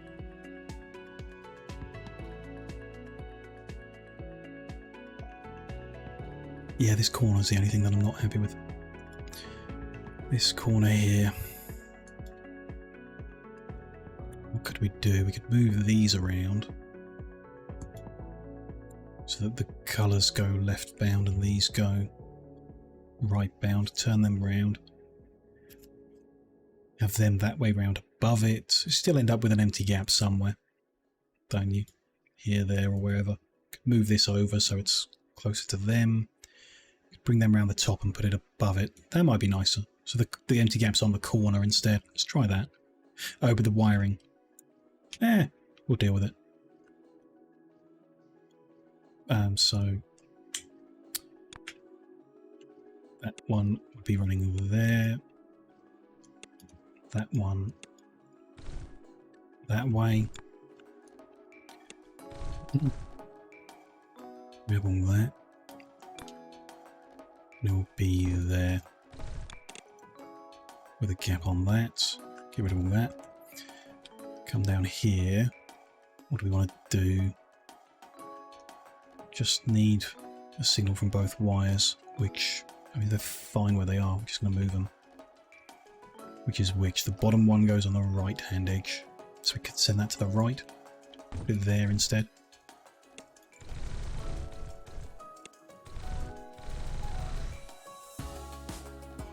Send it crossing over them and there, and then this one. That'd be nice to do the similar thing when it across there. That's there. Cross over and go up there. That's all right. Good enough. Still can't be green because it would cross them unless I moved that over here. And join it now. There. It's fine. That's all good. Happy with that. Just get rid of that.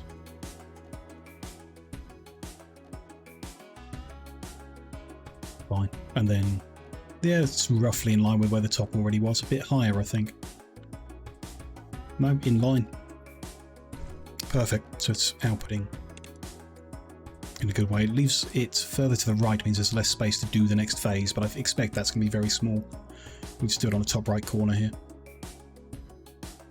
The next one over is going to join in, and we make the two layers together on with a a very small thing like this on the top corner here, and away it goes. It'd be nice if you could, I don't know, paint your factory, leave some markers, some boundary lines or whatever,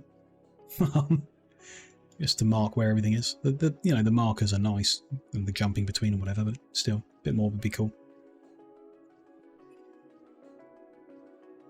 Okay.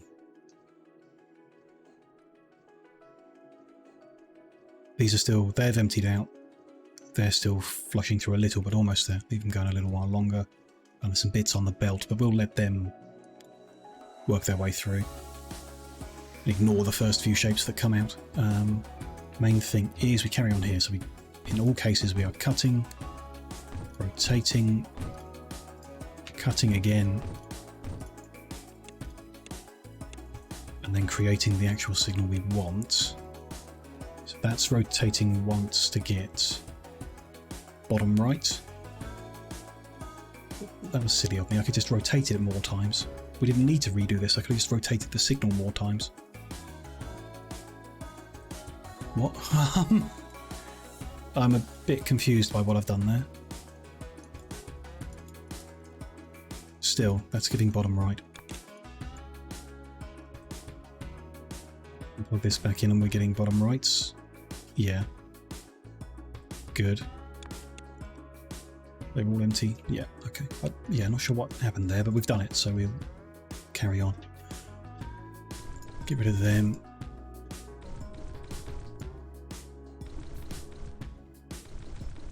Put it back in.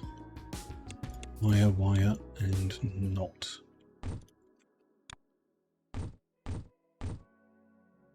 And I should be able to copy, you know, like that much without any issue. Maybe I've done too much of this and fried my brain, who knows. But whatever. We've got them lined up now so that we shouldn't need to rotate the signal at all. No. We've got them so they match the bit that's being read, which is irrelevant because we then cut and rotate and move it. So it's the bit that's being read that matters. Which in this case, so bottom right here. So turn this into bottom right. Like that. This one is one before that. How does that work? Bottom left. And I like the preview on each of these things shows you what the signal is. That's nice. So I can see that's bottom left. This is going to be top left. And this is going to be top right. Bottom right, bottom left, top right. Bottom right, bottom left, top right. Perfect. That's all good. They can be plugged in. It might make a mess, but that's fine. Tidy that up.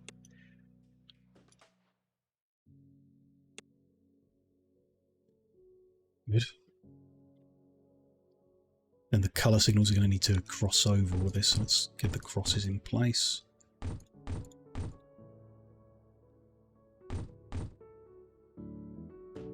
That one there. Run that up. Run that up. Same thing. Well, I just need to check where they go. So colour number 1 goes with the last shape. Last shape. First colour. It's a bit annoying, but oh well. So last shape goes join the first one. That's going to need crossing. Next shape goes into the next one, and then that will need crossing. Next shape into that one, and there will be a cross. That's the wrong place. Try again. Send that up and into the last row of colour choice, which starts flowing. There's a bunch of blue and a bunch of cyan in motion. There are no shapes in motion because the belt is covered in rubbish. Right. If I put bins on the end of here, what happens? We just end up, if it's not the shape it wants, it bins everything that's in storage, right? It just constantly flows into the bin. If it's not the shape they want, it constantly flows into the bin. We don't want that. So we just want to flush everything through for a second here to get the new orientations on their right belts, and then we don't actually want bins there. So we're getting a bit of square, bit of circle, bit of square, bit of circle. They're getting coloured. Some of these belts don't look full, but they should do. I'm sure it's just working its way through. And there's some funny colours that were set on the belt that are working their way through. Let's put a bin at the end to keep it moving. I think I've done this the wrong way round though. We want the last layer to be made first? No. No, the one on the... I need to turn myself around to visualise this. The one on the right wants to be the higher layer. So yeah, we want to do the top layer first. This is good. Although this might be layer 2 as far as I know. Layer 1 might be the one on the left of the signal. But, you know, for now that doesn't matter. We're just going to make a 2-layer thing. What appears to be happening at the end, although we still need to flush through a whole bunch of stuff all over the place. We appear to be making the layer we're after, and it seems good. So It's a very simple one. I'm not going to say the whole thing is working perfectly in every situation, but it's at least doing what it's supposed to right now. Just flush through a few more odd bits that are set around. On there. Flush anything sat in that machine. Over here, there shouldn't be anything. Oh, some of these might be in the wrong orientation, I guess. Let's flush them through for a second. It looks good. Not bad going for a day's work. Pretty happy so far. The colours look good. Okay, so in theory, I can grab this entire thing from down here, lag my system out, stick it in next door.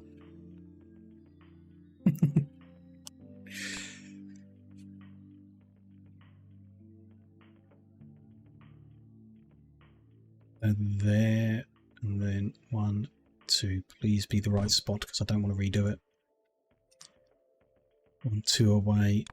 Lined up good. Perfect. Just need to feed the inputs, obviously. Then the wiring layer should be nice and simple. I can grab all of that and just line it up with the end of that. There, although how far over? That's a little awkward. That looks kind of right. So is the upright is on the belt. That helps. The upright bit goes on the belt. Goes there. We just need to change this signal. We're going to take this one instead. And perfect. Plug in the input. We've got the 2 layers. We just need to combine them then. This is kind of wild. So you'd have 4 of them. Combine them all at the top. It's just then the kind of doing that 12 times is going to go a long way over, and we've got all this space above us we're not using. So I wonder if there was some way of...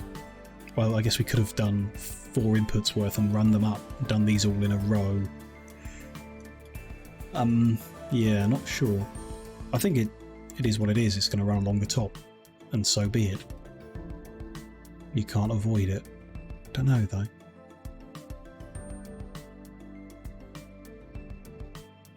Maybe we could redo it later and deal with that.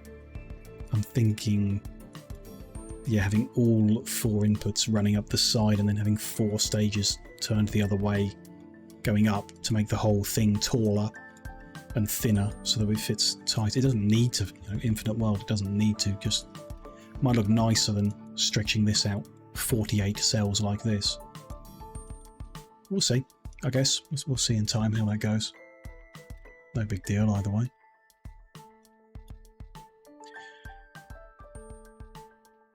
Let's deal with the inputs here. So can I avoid this? Can I find the right shape down in this vertical slice? It's here somewhere, but is it close enough to be of interest to us?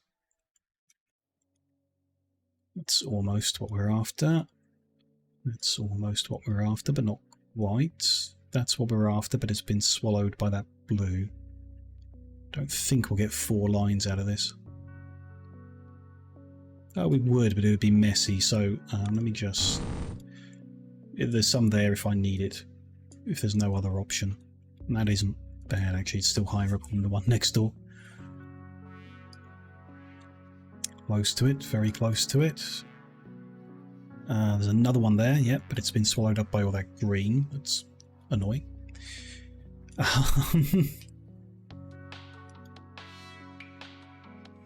No, we're going quite far down now. Is that it? That's it. It's quite far down. It's not too far. Could grab that. It's an option.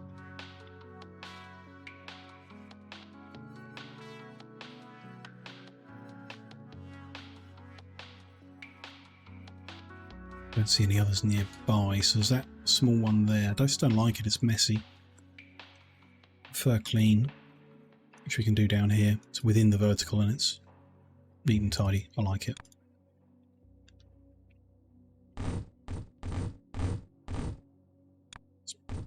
That's as high up as it'll go. Let's go there. And that's the outside edge. It's quite a long journey, but there we go. Sure we can make it any quicker. Doesn't matter, we just build it. Zip back and forth.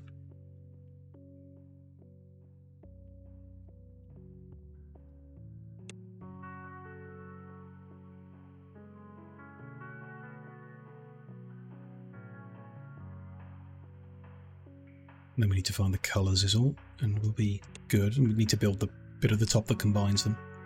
And we can, you know, we can change that around later when the number of layers change or whatever. So for now, we just throw the two layers together and throw it into the hub. Maybe look at how that works at the hub again soon. Oh no, I thought that was the shape, but it's not. It's just very, very close to it. Okay. Let's see. What's first? Red? It's on the left. No. Which way round? Yeah, red then green then blue. So red at the lowest would be good. Oh, there's plenty down here to be done with. So we did blue first.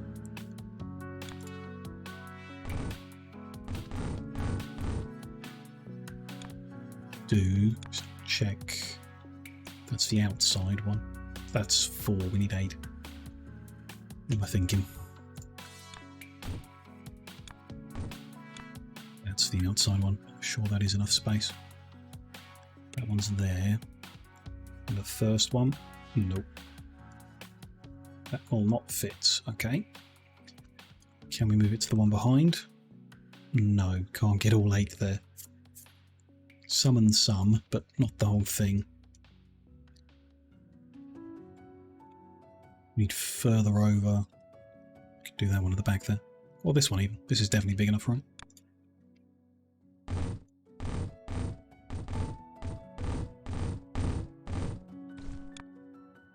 Right, that's the first one.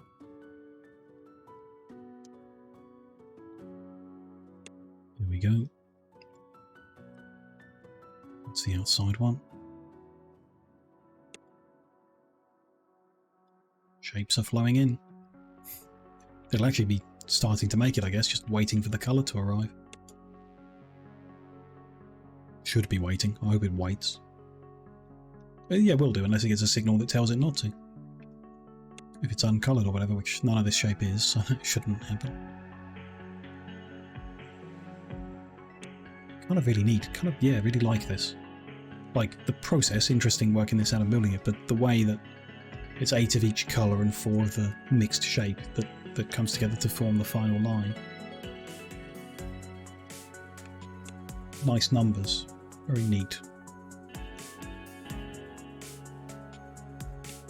They're green. Ideally next. So let's go there. Yep. Perfect.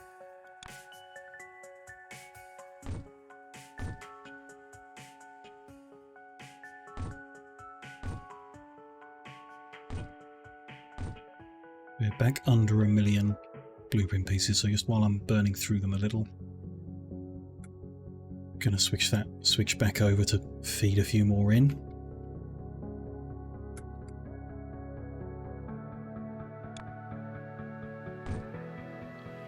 And from here, big old copy paste of that line of 8. Hopefully.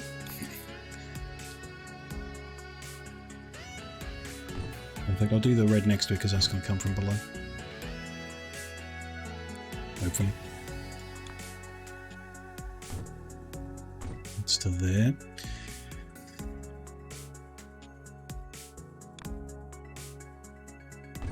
And that mix will do just fine.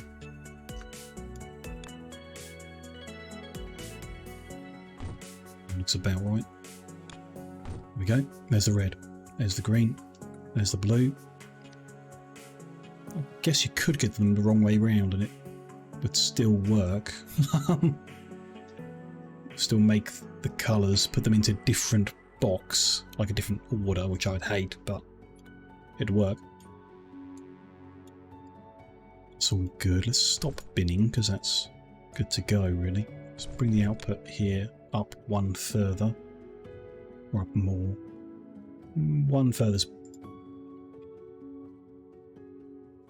right if we were building an array from them, which we're probably not gonna. I think I'm just gonna bring it up more. Let's grab this. There's never a need for the overflow. Like, there's never a layer that doesn't exist, as far as we're aware. So I'm just going to do this much without that, and then we'll, if I'm wrong about that, and we get a weird shape, we can change the way it works. We'll put that one too, so that's going to be there. It's going to feed into that. Let's change the end up a little bit. There we go. The output from the next one over. It's going into there. That's going on top. Perfect. And this is getting fed in. Let's go with that line there. Is that? It's probably the wrong one. One at the bottom would be the right one, right? In terms of the first. We'd have these here. Then we've got 4 that need to cross over that. 4 that need to go in here. So let's... the ones that go in would go first. There. And just keep that a bit tidier. And the next ones will be here. They're coming down to that point. Well, we could line them up with that. What's that? Press the right button on the keyboard. And cross that over. No. To there. So it's in line with that one. That's better. And then around the top there with all of them.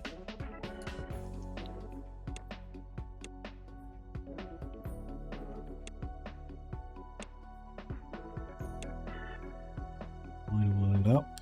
Keep that one empty for now. Keep them all empty actually, that's all lined up nicely. And the ones at the top there. Maybe line it up with the ones at the top there.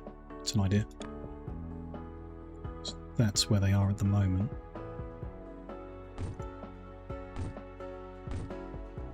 We go. Then we're just going to bring the first one into there. We need to change how the hub works. We can do that in a bit. How are we doing here? Colours are being made. They're being stored and they're being fed through. Bits are being coloured. Coloured bits are being combined. Combined bits look like they might be correct. They should be. I'm confident I got this right. The 2 bits are being combined. It's moving way too fast to see if it's any good, but it seems right. And they are flowing down that belt and into storage at the input. So if I just flick the switch, we'll progress a level. Because we're producing a whole belt's worth, we're producing 16 a second. 16 and a bit per second, sorry, I keep forgetting we've done a bit more. So it's slower on the upgrades. There we go. So what happens now is the signal changes. The signal coming down the wire has changed. The splitter has got a new thing that this guy is supposed to be making. And they're now telling them release different colours, release different shapes. But the belts are already full of junk from the old one. It's getting mixed in from the looks of it. No, something's gone wrong. Something's gone very wrong. We'll look at that in a second. No, it's just the belt is still full of old stuff. Yeah, it's still flowing through the old blue dye. So it's dyeing stuff that doesn't need dyeing. And it's making a bunch of stupid shapes that are completely wrong. And it'll do that for quite a while before it makes the good one. So,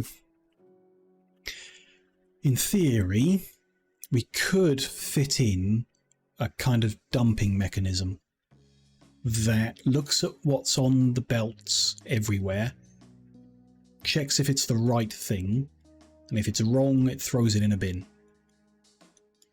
But I can't really see the point. Like, sure, we go through a big long time now where a lot of the stuff coming in is just wrong.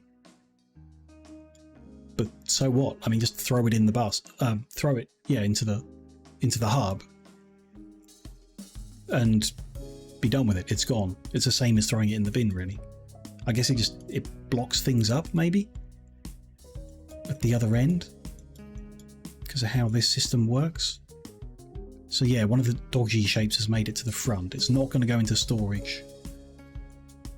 So you'd need to wait for that storage to empty out before it could flow, which I guess is a problem. Okay. Okay, makes some sense then, maybe. Like, right at the output, we could just check if it's the right shape and bin it if it's wrong. Although I'm not sure how we would do that. We can, maybe if the system's quick enough, we can just do it. You know, a bunch of virtual processes and then compare to the signal, perform the same functions to the signal as you do to the belt reader. And then, I don't know how, if you can do it quick enough, like it reads it, knows it's wrong and throws it in the bin. Or the filter? Could we do that? Could we... Oh, can you just put a filter up here? Dumb, silly thought maybe, but... wire layer. The good signal, the complete good signal is here. Run that all the way up to this end belt. It's not necessarily the right way of doing it. But you can on the end one. Each of the end ones. Maybe. Some wire up here randomly, don't know why. Put a filter here somewhere. Back one? Sure. Put a bin there. So it's feeding in the signal of what this shape should look like, and all of these are wrong, so it's binning them all. So the output... Well, yeah, it's better. It is better than sending it into the hub, I guess, in theory. It'll still be dodgy for quite a long time. And the throughput might not always be a full belt's worth because some bits had to get dumped out, but then eventually the belt will start flying properly again. Seems okay. Don't know about doing something here as well, like binning off, comparing what's being stored, binning it off if it's not the one we're after. I don't think it matters. We kind of want to have a balancing so that it goes into all of the storage and then trigger the usual thing, unless I can... who knows. It's currently said if all of these have something in they go, so an equal balancing at this point would be nice to have. Haven't really left enough space to do that down here. Could do it up here with all the others. Or all the way at the top. Let's say we did it all the way at the top here. On the end of here. Because the other ones are going to be done. All 12 are going to be feeding at quite a height to get around the ones in front of them. That's fine, that'll all come over. It's just how that steps it down that's a bit of an issue. So they're going to come over and make weird shapes to get around. So maybe they're, don't know. 1, 2, 3. They're all going to be here. This is a mutual point where they'll all be, so if that's the front of it. And here's that question we asked in the past. Do we need to do what we do in Factorio, or is it enough to just do this? So I don't think this outputs evenly. I'll tell you what, we can check that with a belt reader.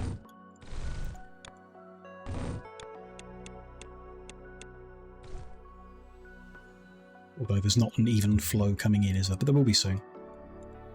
Like, this is the correct... That's crazy how quickly it starts making the correct shape without me having to change anything. We just...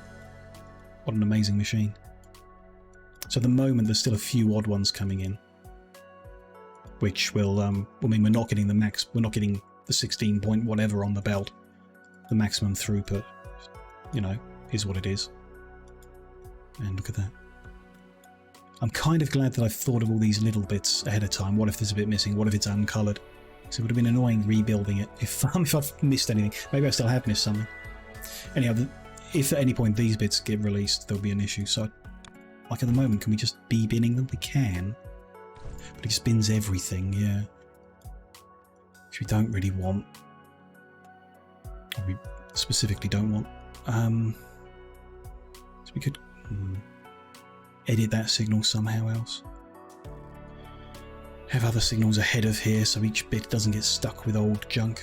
I think you just feed the old junk through and Every time it changes shape, there's just a little bit at the start where it won't be maximum throughput because some things are getting thrown in a bin right there, which is fine, really.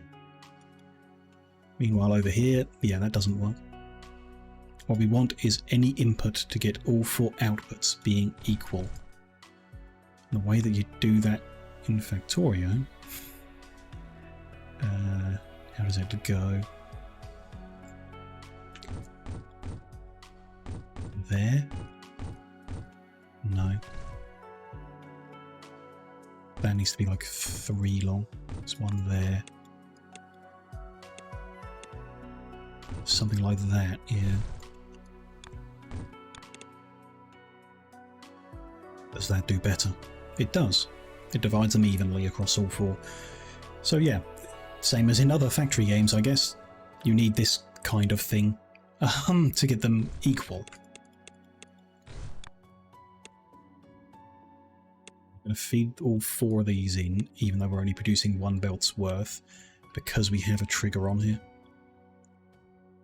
That'll cause that to release while that's being made. So it's never going to... Oh, it's going to filter across. It's interesting. See what happens. Though there is a problem here. These upgrade shapes are not being made fast enough. We need to look at that. Damn, but we need to look at that. So as it hits 1 in here, it releases a couple from all of them. So they're trickling in. Which isn't going to be enough to get us the... Okay, it is enough to get us the number. Fine. The one on the end here is trickling them out, even though it's the wrong shape. We want them to just dump out quickly, which we can't do like that. I mean, we can only do it manually, which doesn't work. No, it should work. Yeah, that's working. That's dumping them out. It's fine. It just takes a minute. It's going to hide the fact there's a problem, but we'll remember that. Okay, they're dumping out. The flow has stopped completely because it's no longer the right shape, so it's just dumping everything. Okay, that's kind of good. It means the flow stops completely. It lets a lot of upgrade shapes get in, depending on how much gets buffered. This might work okay once everything's kind of just naturally flowing. Don't know, it's interesting, really fun. Loving shapes. I am concerned this machine means we're not really going to get to stream much more, but you know, you guys will just have to let me know, comments or Discord or whatever. Is it fun to just watch the shapes move for hours on end rather than actually like building or doing anything? Because once the machine's done, there's not really anything to do. I don't think. I can keep playing, clicking the buttons to get achievements unlocked, but there's not much content to be had if it's just machine switches over, the good shape goes in 800 different times.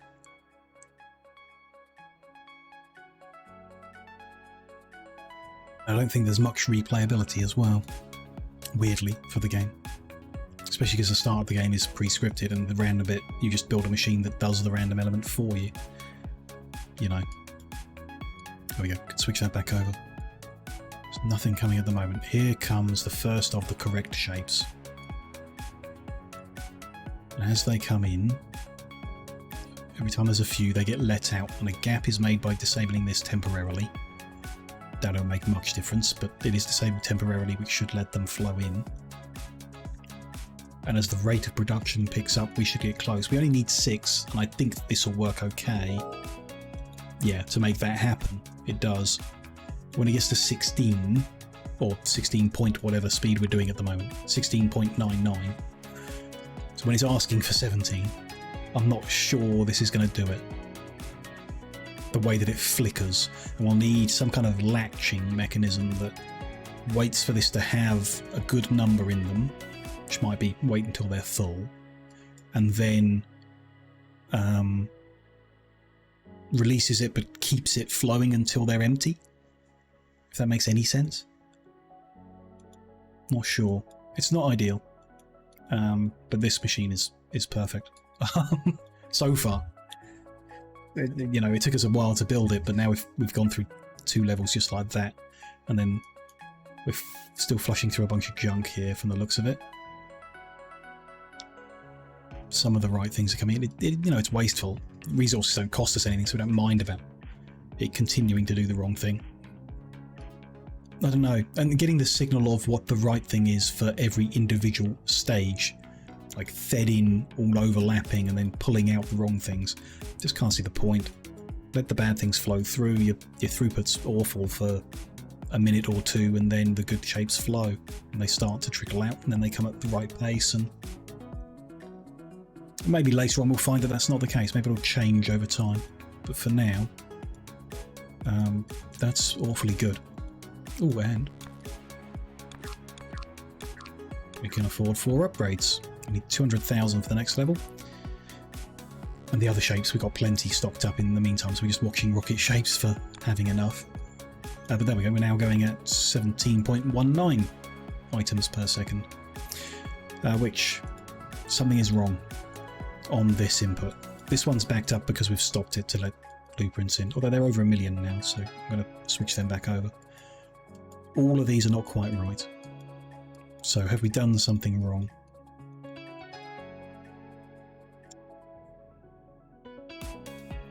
Where is the problem? It's the first thing.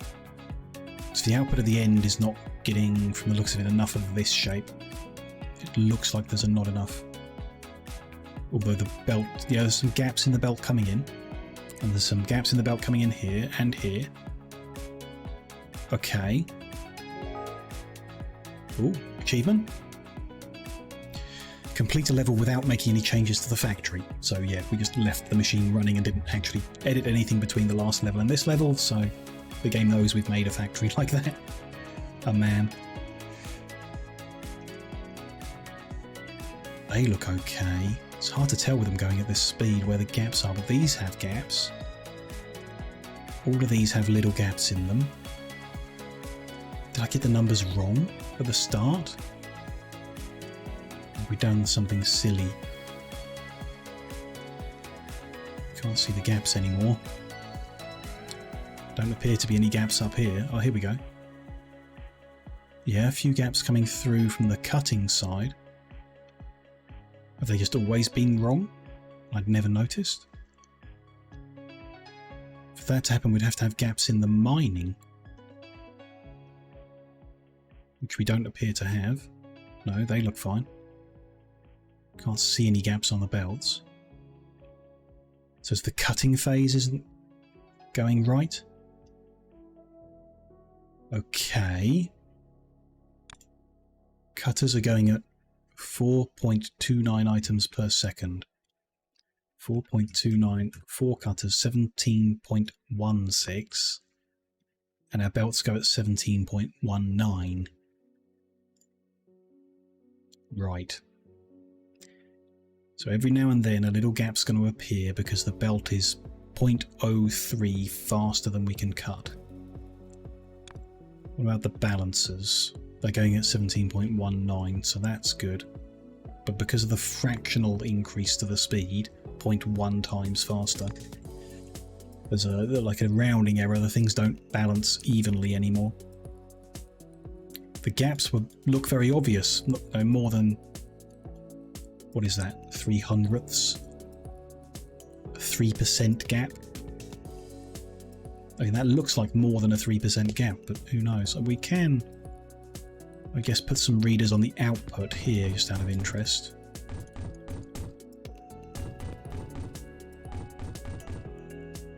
Let's see how much of an issue it really is. Yeah, that ain't right. It's kind of 16. We've upgraded everything evenly, so it shouldn't be going at 16.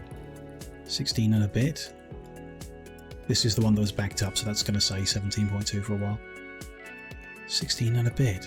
Is there another machine that's just not working as fast as the others?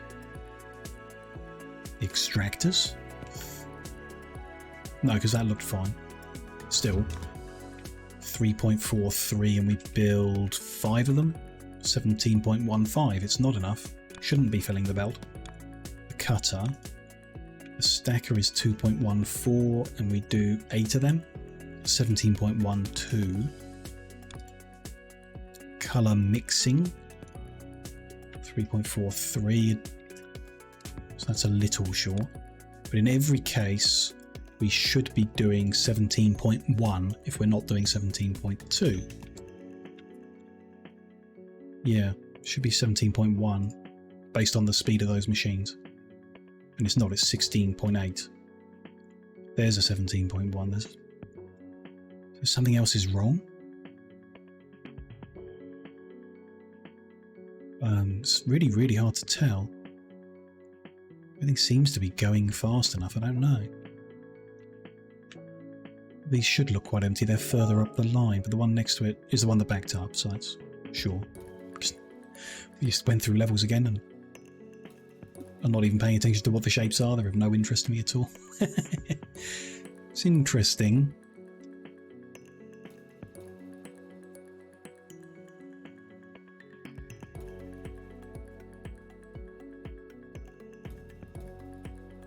I don't know what the problem is here. I don't know if the problem is here. I mean, we're just going to need to put belt readers everywhere to find out. Like, everywhere, and that's not really what I want to do. But I guess we do need to. We're going to work it out. Not terribly important, but it's bothersome that I thought I got it all right. Oh, I mean, there's for a start, we're at 17.2. 16.9, it's just that one shape that's a problem here. Fix them up. That helps us trace it back. Still, that should mean that we're doing 16.9 out. We are. The others have balanced out of it now. Some of them doing 16.9, some 17. So maybe the rounding is even further off. You know, the numbers I'm looking at look like they're a little off, but maybe the numbers I'm looking at are wrong. There's 17 coming through. It was one in particular.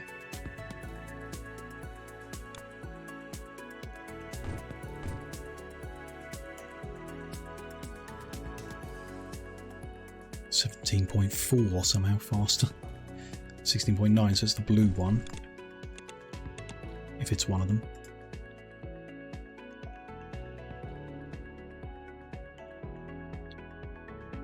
Down here. 16.9, yeah. Maybe it's just every stage is, for whatever reason, whatever process of putting it on the belt or whatever is taking a fraction of a second, and it's all just kind of adding together. Even like this is seemingly slightly higher, 17. This is fine at half. It's what it's supposed to be. It's a little under, maybe. Can I follow this back without getting lost?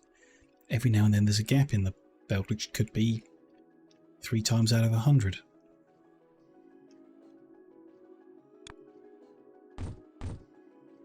And I think it's really just, there's nothing I can do about it, you know. Yeah, the top line is slower than the bottom line. Neither is, yeah, the top line's getting gaps in it. Which, I mean, they're both coming from the same place, are they not? Ooh, level 40 complete. Cool. Levels are just completing and I'm paying no attention at all. Loads of them. Much faster than we could have gone if we were just making the shapes manually. I've lost which one it is. It's like these two, but they're, yeah. So you're getting a different output from the same process. Well, no, you're not really, unless that is correct.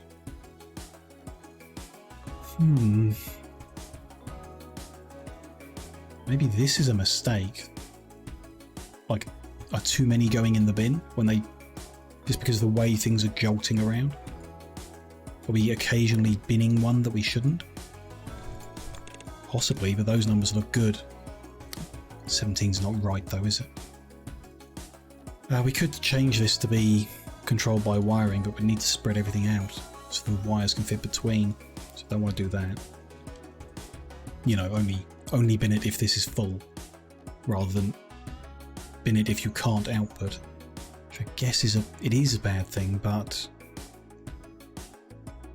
we need a flow out. Can't let any of them back up because something else doesn't flow right or whatever. What could we do? If we had the space, we could get these belts out. So like send that under.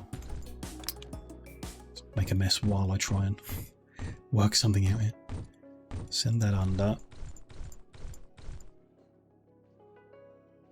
And then, I don't know, can't really join these together.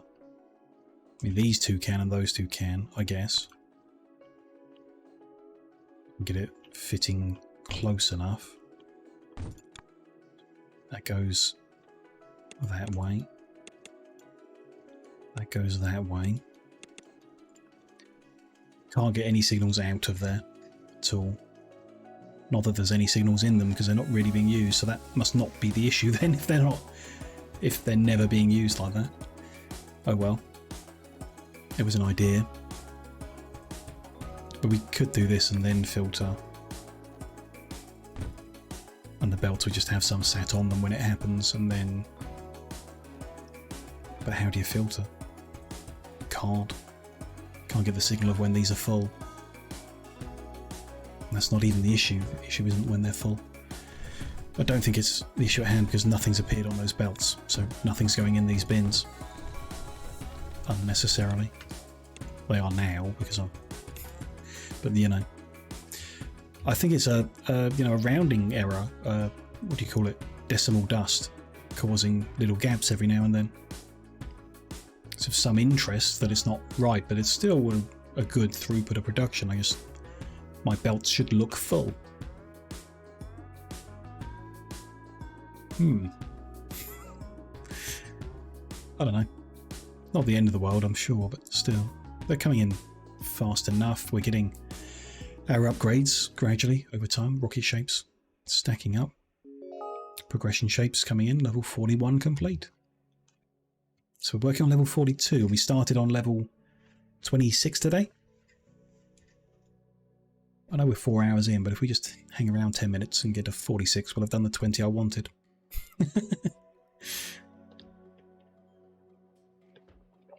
But you know, this is what I'm talking about. What are we doing now on stream? Game's not massively popular anyway. A lot of people have come to watch, and I really do appreciate it. I had quite a lot of support for the game, actually. It's been quite surprising how many people have kind of come to watch or show some support or joined in with the community in general because of Shapez specifically. But I don't know if there's any content left in it.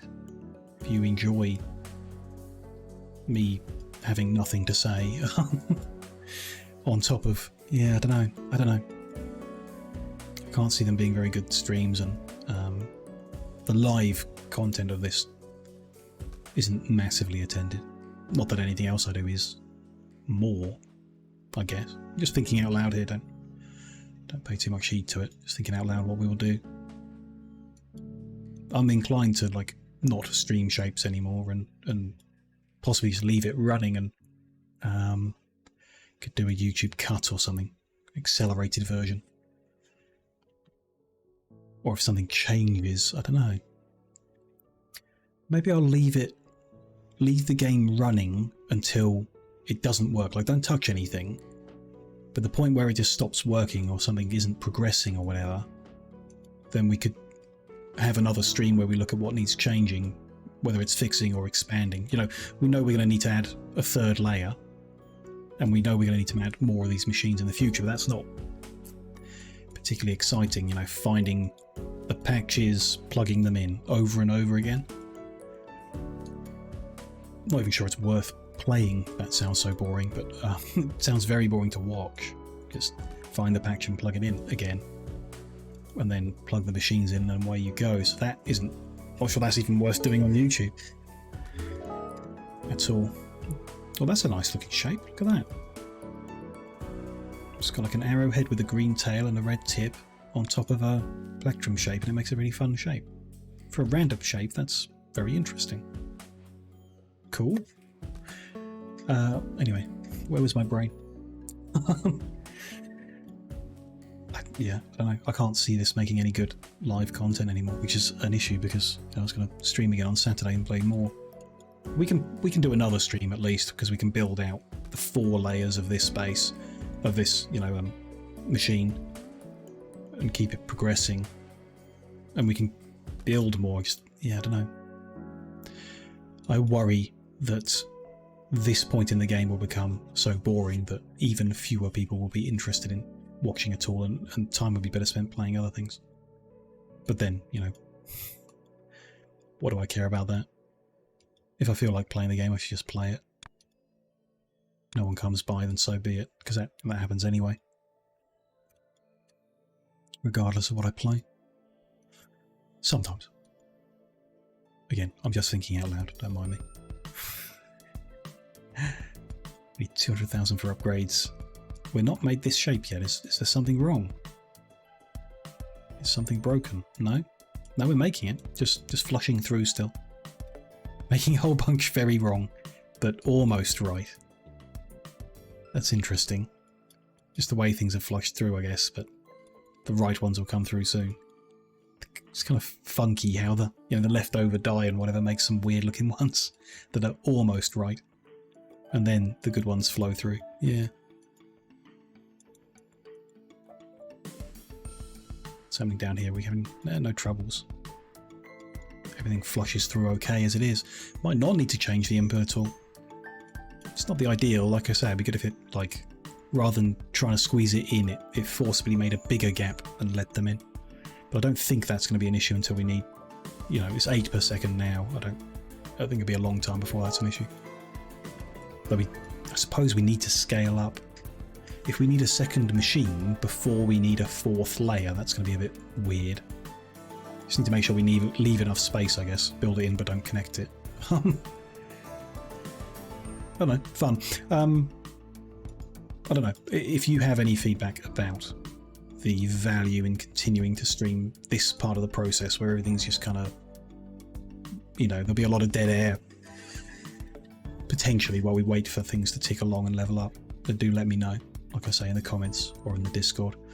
And my intention is to stream Shapes again on Saturday, and we'll just build that machine out bigger. We'll do the 4 layers and we'll build a second line and then a third line. And it might not be the most thrilling thing in the world, but you know, we'll be doing something, we'll be building something. And then I suppose after that, leaving the game running makes some sense, just to level up. And if it hits a point of something interesting, then, you know, where something needs changing or whatever, I can stop and we can stream that or record it for YouTube or whatever. But I don't know, I think this design is good. I think I bashed my head against it enough today that it's all good. You know, a better dumping mechanism might be nice, but I don't think it's necessary. So yeah, just plug in the extra layers and job done, as far as I'm concerned. Not as complicated as I was expecting. The wiring layer, I kind of just got my head around it, which was nice. Very nice. So it could be that Shapes is just replaced by something else next week, I guess. We can go over that again on Saturday and make an actual decision about whether we move to a different game next week or we just keep looking at this process next week. And it might just be down to what mood I'm in next week, I guess. If I just feel like staring at Shapes all day, we'll do this. But for now, I think at just over 4 hours in, it's a good place to kind of wrap up. Everything's just working in the background. So we'll wrap up the stream for today. And yeah, we'll see about more Shapes in the future. I've loved playing the game. I'd love to play it more, but there's just no replayability here.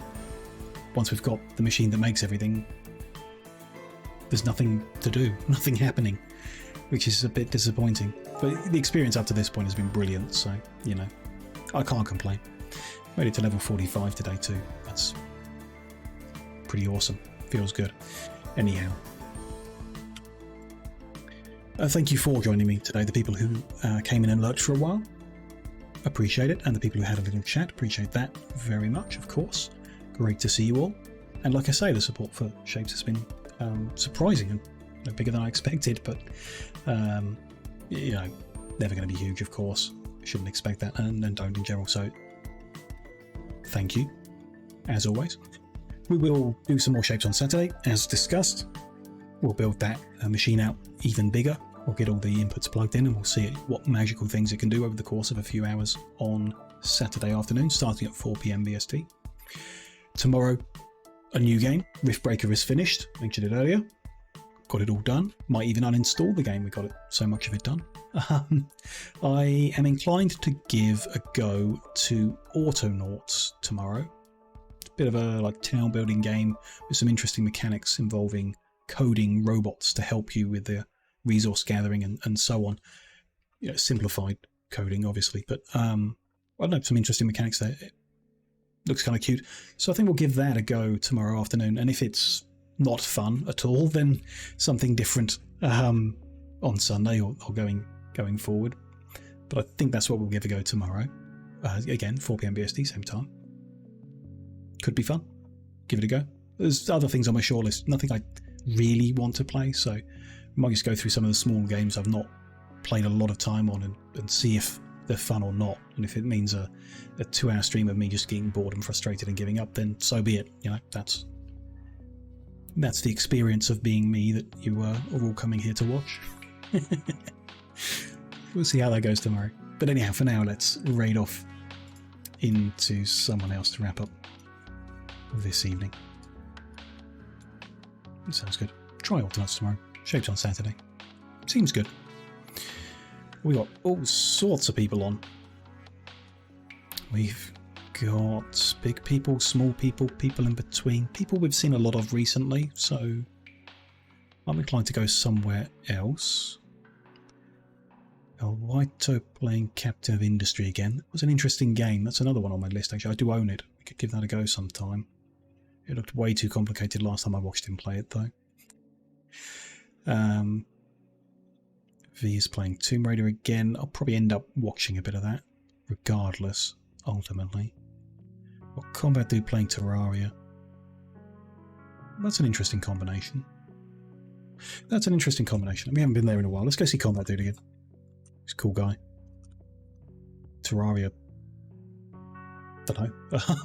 Old game, I guess, but could be interesting to see again, nevertheless. Check everything's good on both ends. Looks like I got the right person. We got the same advert for a Far Cry thing again. Sure. Still not interested after the 100th time of seeing it, but there we go. Go to Mobile, I'm sure that's fine. Don't see any issue there. Just get through the ad and we'll raid off.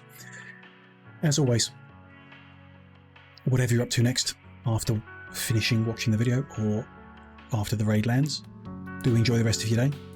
Do have a good one, and hopefully we'll see you again in some of the coming streams, Shapes or otherwise. It's always lovely to have you guys around, whether it is YouTube or Twitch, either way.